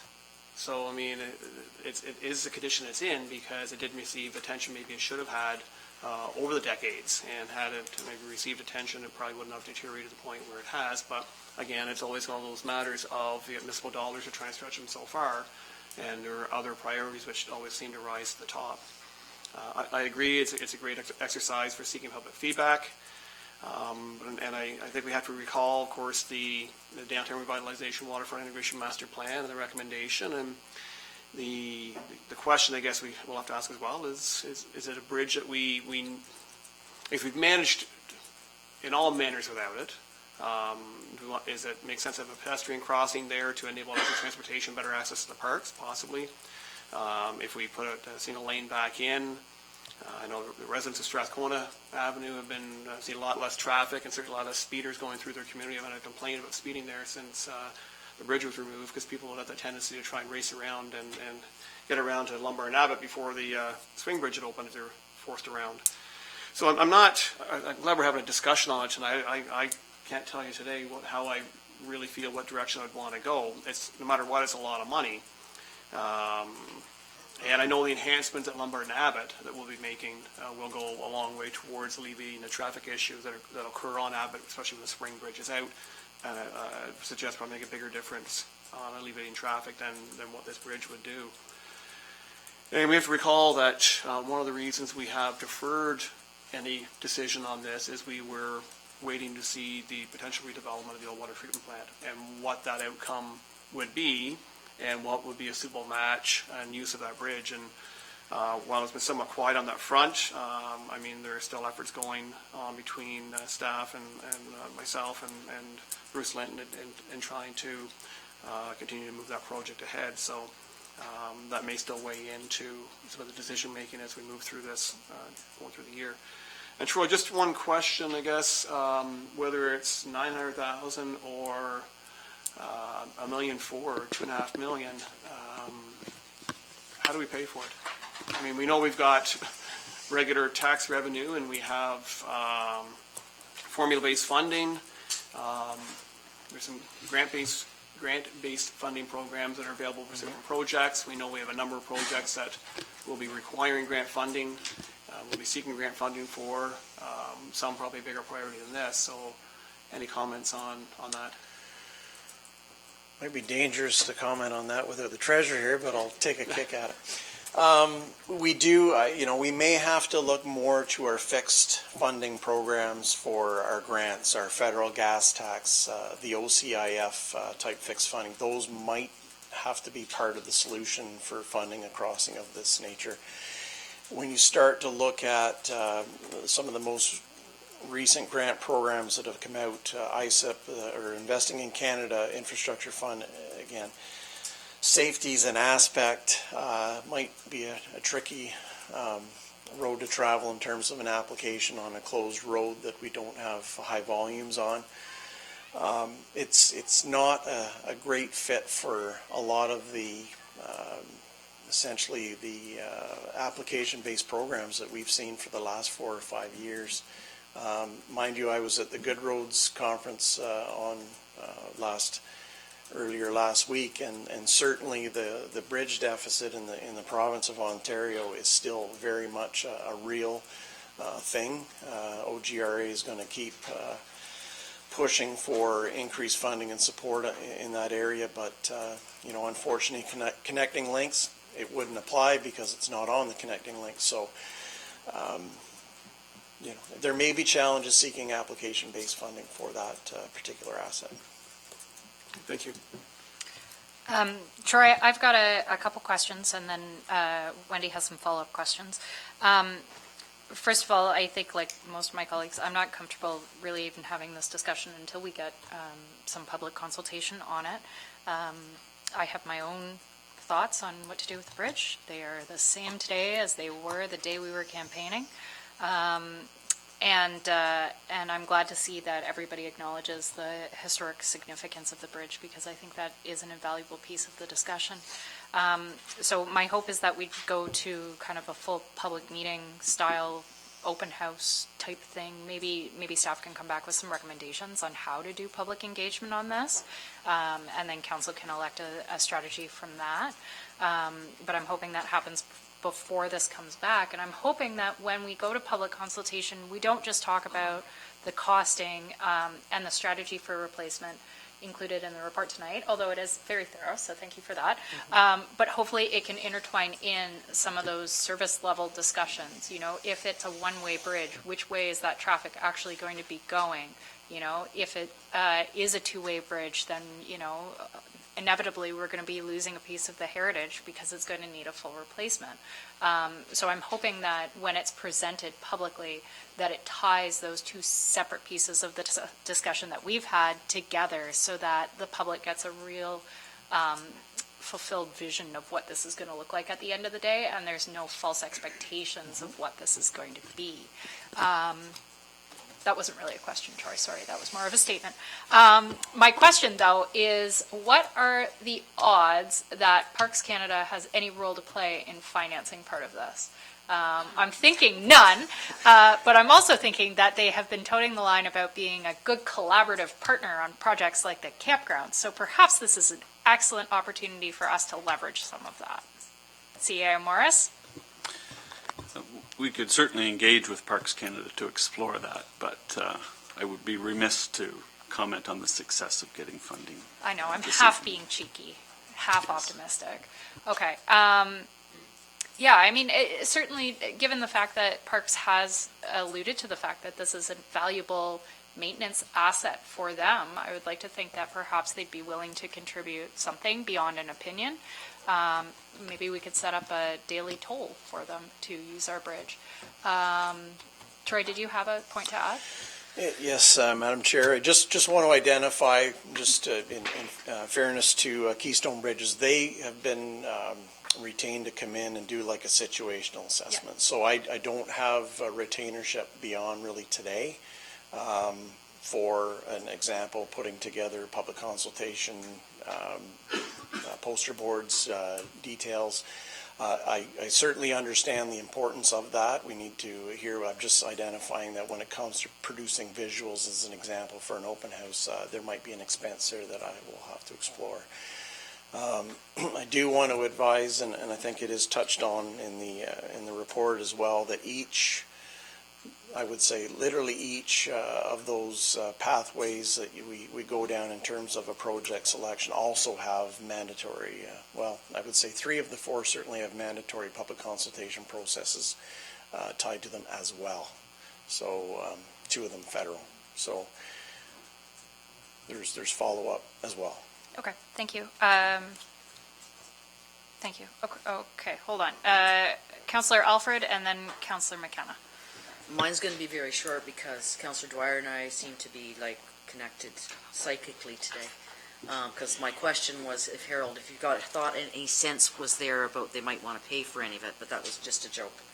And I did want to acknowledge the effort that must have gone into getting some of those pictures. It was pretty impressive.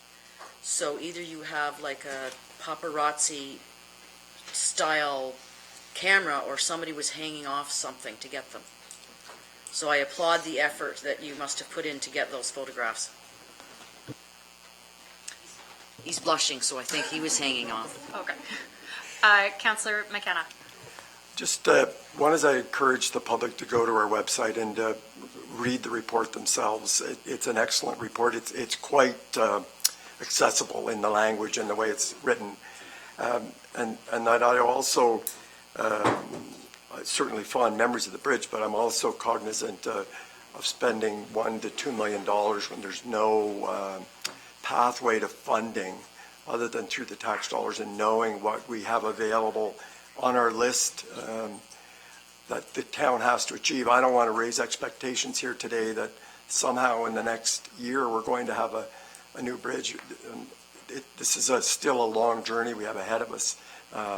This is a multi-million-dollar project. So without funding and competing costs, I would just I don't want to raise expectations unnecessarily.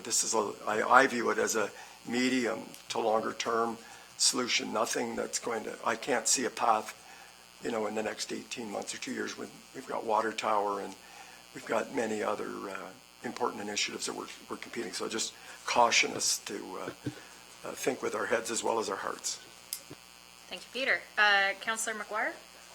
Thanks. I just had a question on the sidewalk. In the report, it talks about moving the sidewalk to the downstream side. What are the advantages to that?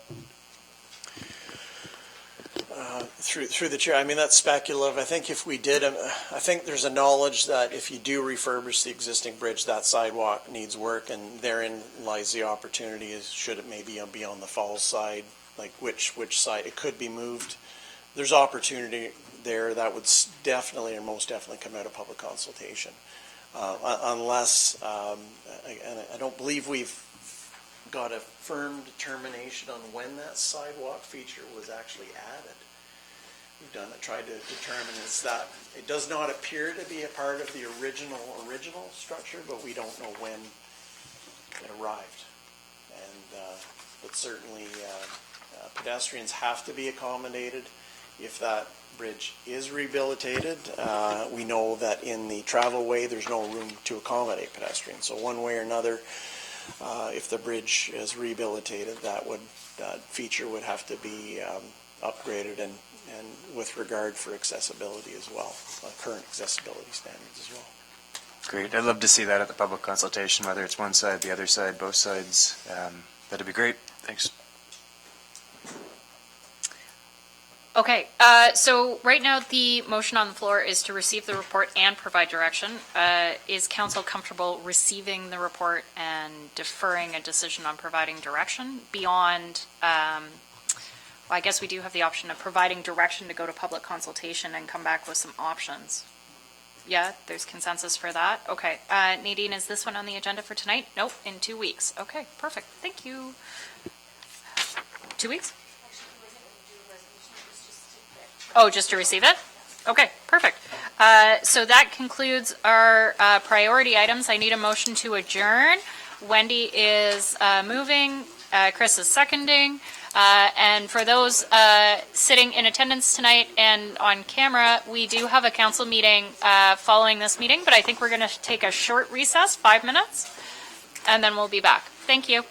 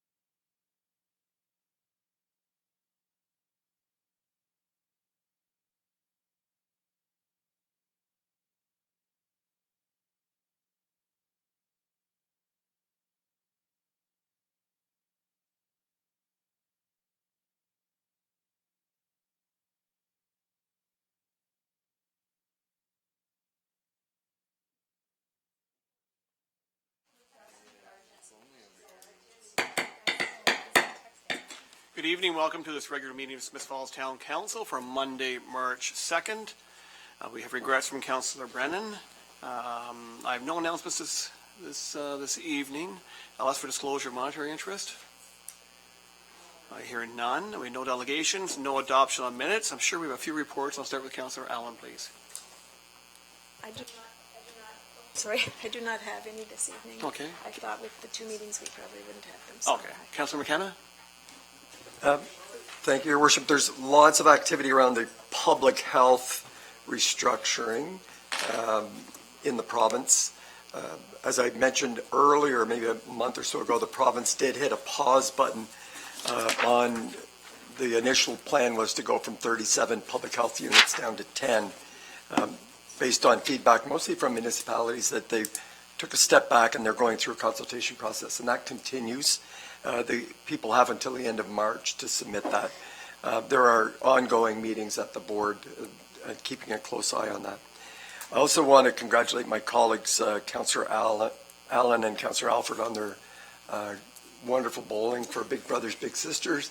Councillor Allen came in third place and Councillor Alford came in second. So it was just it was a wonderful day, and we raised some money for a great cause. Thank you. Okay, thank you. Councillor Alford? I apologize to my colleagues in advance. I'm way behind on my reports, so you're going to get them tonight because I've waited too long as it is when meetings have been heavy. So I don't believe that we ever mentioned the Smiths Falls Library's Team Trivia Challenge. And the Risers, which was the town team, comprised of Sarah, Vanessa, Troy from Public Works, Councillors McKenna, McGuire, Alford, and Dwyer, accompanied by her husband Mike. We did not embarrass ourselves or our town. Our Director of Public Works, on the other hand, has demonstrated an uncanny ability to unscramble words, and I'm not sure when that'll come in handy again, but he'll be our first call, because it was Rain Man-like.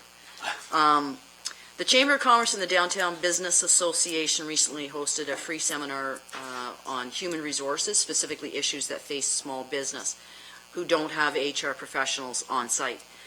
And they were able to provide advice, information on staff contracts, responsibilities for health and safety, employment standards, and other HR subjects of particular interest to owners and operators of small business. There is a possibility, it was very well received and very well run. There is a possibility that the Chamber and the DVA could host another one of those. So if any of our business community is interested and you are a self-employed person, this is very valuable information that you need. And the Chamber and the DVA have taken quite a few steps in order to try and provide more information for our business community. The DBA's coordinator, Gail Jardot, who is also took her citizenship oath about a week ago, and is now Smiths Falls' newest Canadian. She'll shortly be winding down the Digital Main Street project that saw a number of our downtown businesses qualify for a $2,500 grant from the province of Ontario to enhance their business's digital presence. The DBA is also currently researching ways to support their members in learning more about Accessibility for Ontarians with Disabilities Act, and more information will be coming forward about that in the next few months. And last month, the DBA hosted a free seminar on sexual harassment in the workplace for employers and employees. And again, both Gail Jardot and Leslie Richardson at the Chamber have just breathed new life into both of those organizations, and they're cooperating on hosting seminars and getting out information that's helpful to our business community. And I'm sure I know we're going to hear more from those dynamic women in the next few months. The Planning Advisory Committee continues to be busy on several fronts. There are a number of projects in the hopper that require committee's involvement. The committee is also refining procedures with regard to supporting documentation required in planning applications, specifically minor variances. And the committee is also considering a zoning bylaw with regard to source water protection, which will also come before council. Before I talk very briefly about our Roma visit, that's how long it's been since I gave a report, I did want to say thank you to the Samur Group, and I don't think we've mentioned this before, for that fun Sunday evening.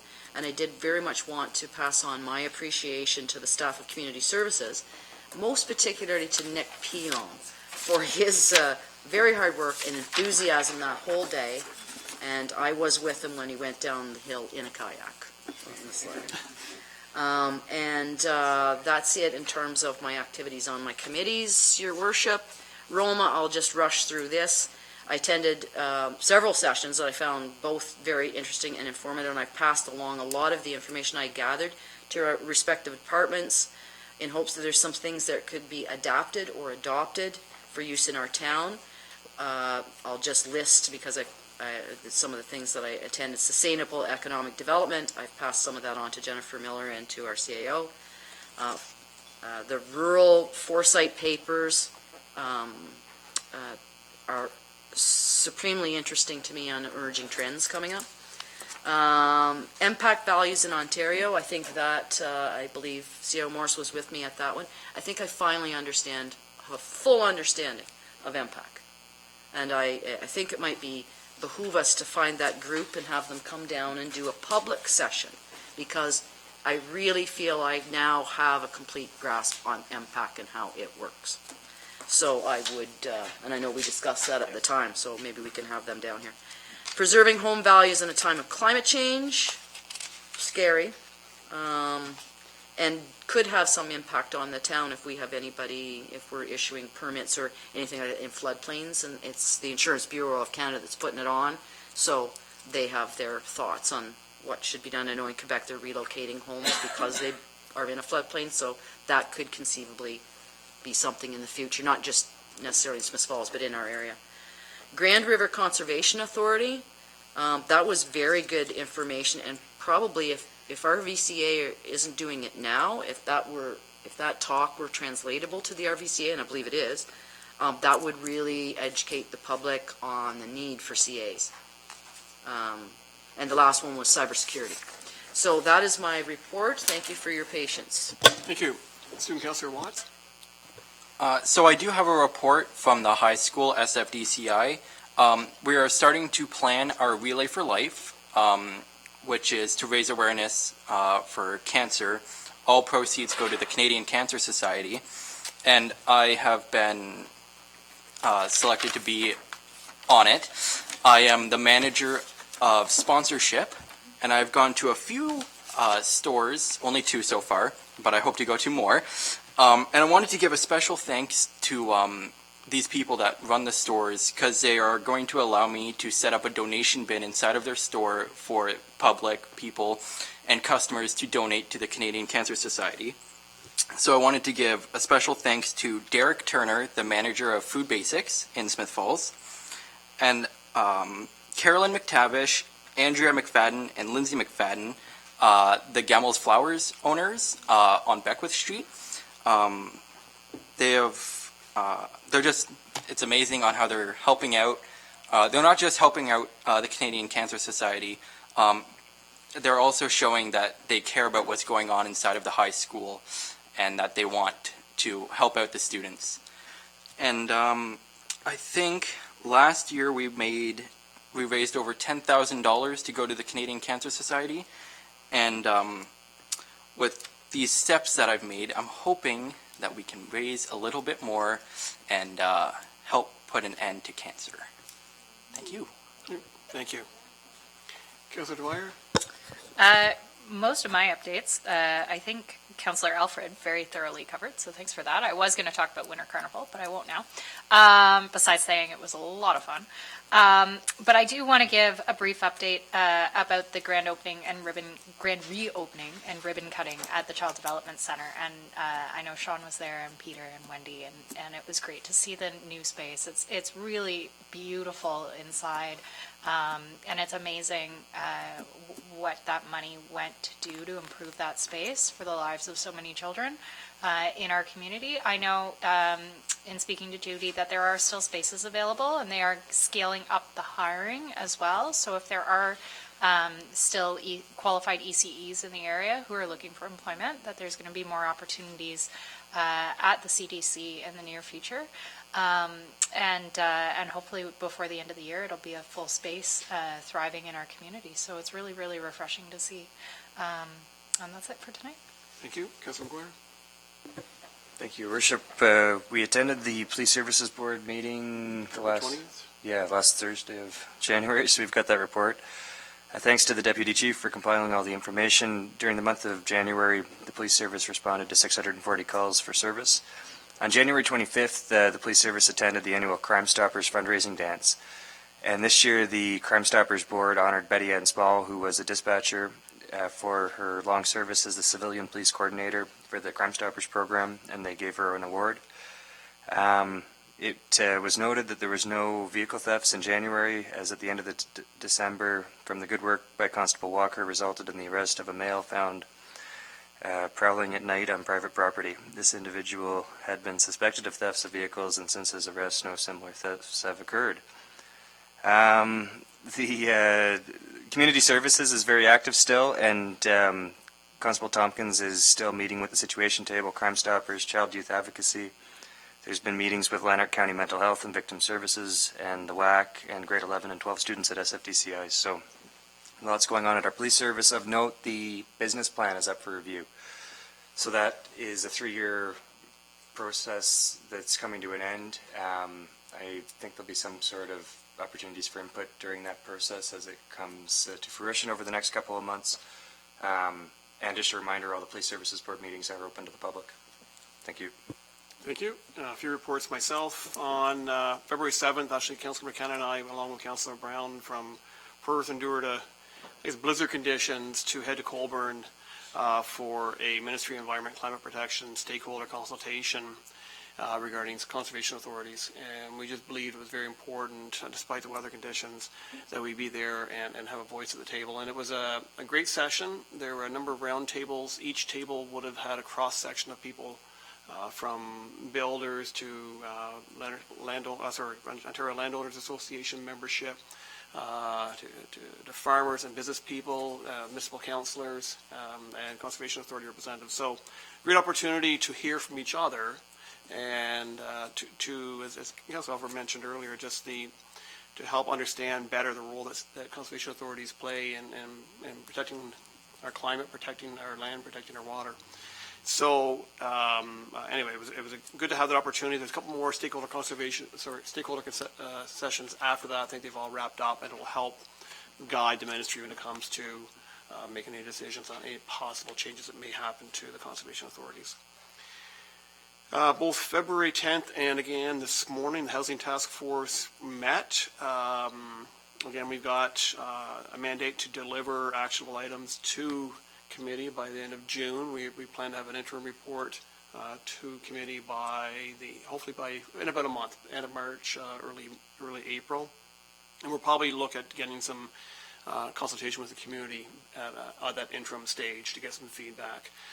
Today we had Belleville Mayor Mitch Panchuk here to speak to what Belleville has done regarding housing, and it was a big priority, a dramatic need for housing there, virtually zero vacancy on rental markets, not nearly enough new rental units added in past decades.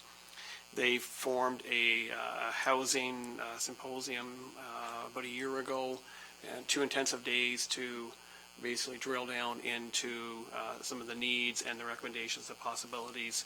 Out of that came some recommendations to their council, which they have since endorsed or been working on, and will help guide policy changes, which they are confident will lead to more housing within their community. So it was great to have that insight, and we forge ahead. Our next meeting is on March 23rd, and again, these are open to the public as well. Councillor McGuire covered the Police Service Board meeting last week.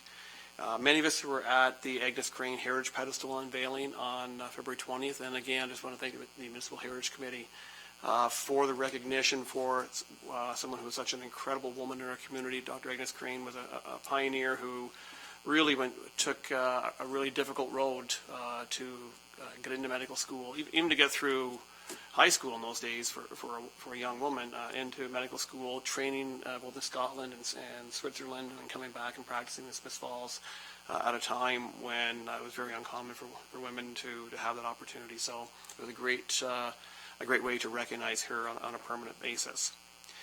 And February 20th, both Councillor Allen and I attended Affordable Housing Summit basically almost a full day in Carlton Place, put on by the Table from Perth. And great insights, some great speakers, great consultation from people from across a variety of participants, from people who are tenants to landlords to people who work for social services to the housing authority to a wide cross-section of people.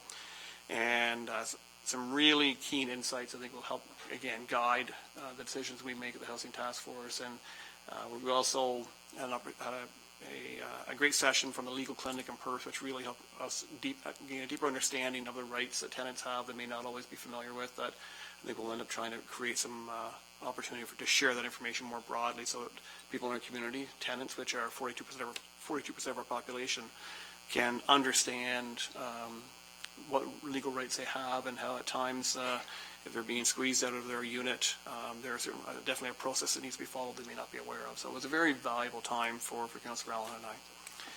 And that's it for my reports. We have three bylaws and a motion, three bylaws and a couple of motions here. I want to just ask for consensus to add item 8.2, which is the resolution for 20 Beckwith Street. It wasn't on the original agenda, but it came out of the committee of the whole meeting, so please add item 8.2 regarding 20 Beckwith. And we will start with Councillor Dwyer, who's our first bylaw. Thank you. Moved by myself, seconded by Councillor McGuire, that a bylaw to authorize temporary borrowing during the fiscal year ending December 31st be received and read a first time and taken and read a second time. Moved by Councillor Dwyer, seconded by Councillor McGuire, bylaw 10119-2020, the bylaw to authorize temporary borrowing during the fiscal year ending December 31st be received, read a first time and taken as read a second time. All in favor? Carried. Discussion, Councillor Dwyer? This is a housekeeping matter that gives us the ability to borrow money between received income coming from our tax base. Any further comments? Have third reading, please. Thank you. Moved by myself, seconded by Councillor McGuire, that a bylaw to authorize temporary borrowing during the fiscal year ending December 31st be read now a third time and finally passed, signed, sealed, and numbered 10119-2020. Thank you. Moved by Councillor Dwyer, seconded by Councillor McGuire, bylaw 10119-2020. The bylaw to authorize temporary borrowing during the fiscal year ending December 31st be now read a third time and finally passed, signed, sealed, and numbered 10119-2020. All in favor? Carried. Our next bylaw is with Councillor McGuire, please. Thank you, Your Worship. Moved by myself and seconded by Councillor Dwyer that a bylaw to confirm the proceedings of the Council of the Corporation of the Town of Smith Falls at its meeting held on the 18th day of February 2020 be received and read a first time and taken as read a second time. Thank you. Moved by Councillor McGuire, second by Councillor Dwyer, bylaw 10120-2020. The bylaw to confirm the proceedings of the Council of the Corporation of the Town of Smith Falls at its meetings held on the 18th day of February 2020 be received, read a first time, and taken as read a second time. All in favor? Carried. Discussion, Councillor McGuire? It's a standard procedure to follow up on our past meetings. Thank you. Third reading, please. Moved by myself and seconded by Councillor Dwyer that a bylaw to confirm the proceedings of the Council of the Corporation of the Town of Smith Falls at its meeting held on the 18th day of February 2020 be now read a third time and finally passed, signed, sealed, and numbered 10120-2020. Thank you. Moved by Councillor McGuire, seconded by Councillor Dwyer, bylaw 10120-2020. The bylaw to confirm the proceedings of the Council of the Corporation of the Town of Smith Falls at its meetings held on the 18th day of February 2020 be now read a third time and finally passed, signed, sealed, and numbered 10120-2020. All in favor? Carried. And our final bylaw is with Councillor Allen, please. Moved by myself and seconded by Councillor McKenna, bylaw 10121-2020, that a bylaw to amend bylaw 9940-2018, being a bylaw to authorize the execution of a site plan control agreement with 2373708 Ontario Inc., respecting 20 Beckwith Street North, Smith Falls, be received and read a first time and taken as read a second time. Thank you. Moved by Councillor Allen, second by Councillor McKenna, bylaw 10121-2020, that a bylaw to amend bylaw 9940-2018, being a bylaw to authorize the execution of a site plan control agreement with 2373708 Ontario Inc., respecting 20 Beckwith Street North, Smiths Falls, be received, read a first time and taken as read a second time. All in favor? Carried. Discussion, Councillor Allen? Yes, this is the Rideau Hotel that's being lovingly restored to its original form. And Parkview has asked, or came to the Municipal Heritage Committee and talked to us about altering part of what they had planned to do. At one time, they were going to have a garden, sort of a outdoor rooftop, and the elevator would go to it. But the amount of money that they've spent over the last many years and the cost that was going to be involved in making it one more floor high, the elevation, with the elevator, it was going to be just too much. So they've taken that off. The other part was, because of that, they're going to focus on their outdoor, they're going to have like a garden look or a sort of an outdoor green space. And the back north-facing side of the building is going to have patios or balcony patios. And that, because the brick there is not the same as the rest, if not in good condition, they're looking at something, and they're going to come to the Municipal Heritage Committee to get us to help them figure out something that's more compatible to the historic structure that's there now. Okay, thank you. Any further discussion? Third reading, please. Yes, moved by myself and seconded by Councillor McKenna, bylaw 10121-2020, that a bylaw to amend bylaw 9940-2018, being a bylaw to authorize the execution of a site plan control agreement with 2373708 Ontario Inc., respecting 20 Beckwith Street North, Smiths Falls, be now read a third time, and finally passed, signed, sealed, and numbered 10121-2020. Thank you. Moved by Councillor Allen, second by Councillor McKenna, bylaw 10121-2020. The bylaw to amend bylaw 9940-2018, being a bylaw to authorize the execution of a site plan control agreement with 2373708 Ontario Inc., respecting 20 Beckwith Street North, Smiths Falls, be now read a third time and finally passed, signed, sealed, and numbered 10121-2020. All in favor? Carried. That's it for our bylaws. We have a couple of motions. The first is with Councillor McKenna, please. Thank you, Your Worship. Moved by myself and seconded by Councillor Allen. Maple Ridge Subdivision, SD 19-01, that the Council of the Corporation of the Town of Smiths Falls grants draft approval for a draft plan of subdivision in the Town of Smiths Falls, Maple Ridge Subdivision. And the draft plan be subject to the condition and notes recommended by the Senior Planner in Report Number 2020-017, attached as Attachments A, and that draft approval applies to the lands described as Plan 248, Part Block A, RP 27R 2715, Part 2 Part Lot Part 1. And further, that the draft approval be granted for a period of 3 years, after which, if the plan has not been registered, this approval shall lapse. Thank you. Discussion, Councillor McKenna?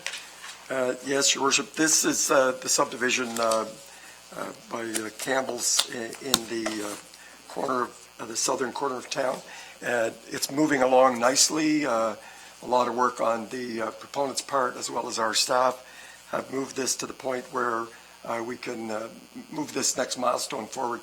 There's about 45 recommendations or notes that would have to be fulfilled over the next few months, but everyone is on board and confident that it's moving along as expected. Thank you. Any further discussion? Moved by Councillor McKenna, second by Councillor Allen. Maple Ridge Subdivision. The Council of the Corporation of the Town of Smiths Falls grants draft approval for the draft plan subdivision in the Town of Smiths Falls Maple Ridge Subdivision, and the draft plan be subject to the conditions and notes recommended by the Senior Planner in Report Number 2020-017, attached as Attachment A, and that draft approval applies to the lands described as Plan 248, Part Block A, RP 27R 2715, Part 2, Part Lot Part 1. And further, draft approval be granted for a period of 3 years, after which, if the plan has not been registered, the approval shall lapse. All in favor? Carried. And Councillor McGuire, you have a final motion. Thank you, Your Worship. Moved by myself and seconded by Councillor Dwyer. Whereas the Council of the Corporation of the Town of Smiths Falls has passed bylaw 101121-2020, authorizing an amendment to the site plan control agreement with 237-3708 Ontario Inc. respecting 20 Beckwith Street North, and that the Council of the Corporation of the Town of Smith Falls permit the alteration of the structure at 20 Beckwith Street, subject to the final review by the Municipal Heritage Committee, including review and approval of the materials to be proposed on the facade and balcony railings. And discussion, Councilor McGuire. This is a follow-up to Councillor Allen's bylaw under 7.3 Hotel Rito site plan amendment. Thank you. Any further discussion? It's moved by Councilor McGuire, seconded by Councilor Dwyer. Whereas Council of the Corporation of the Town of Smith Falls passed bylaw 101121-2020, authorizing an amendment to the site plan control agreement with 237-3708 Ontario Inc., respecting 20 Beckwith Street North. The Council of the Corporation of the Town of Smith Falls permit the alteration of the structure at 20 Beckwith Street, subject to final review by the Municipal Heritage Committee, including review and approval of the materials to be proposed on the facade and balcony railings. All in favor? Carried.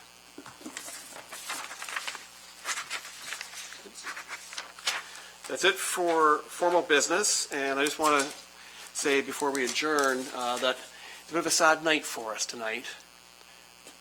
As Hetty lifts her head and looks towards the horseshoe.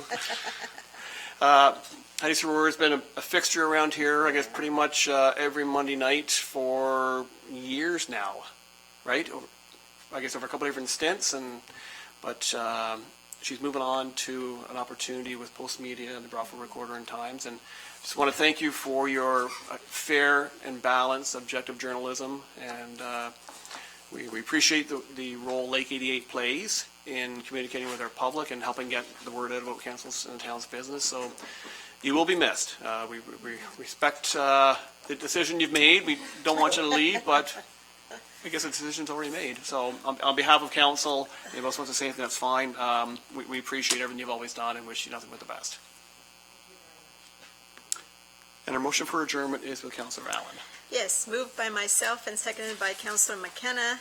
Adjournment, that this council adjourn its proceedings at 7:29 p.m. and stand so adjourned until the next duly called meeting of council.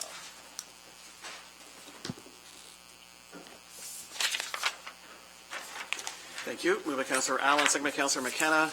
Adjournment, this council adjourns proceedings at 7:29 p.m. and stand so adjourned until the next duly called meeting of council. All in favor? We're adjourned.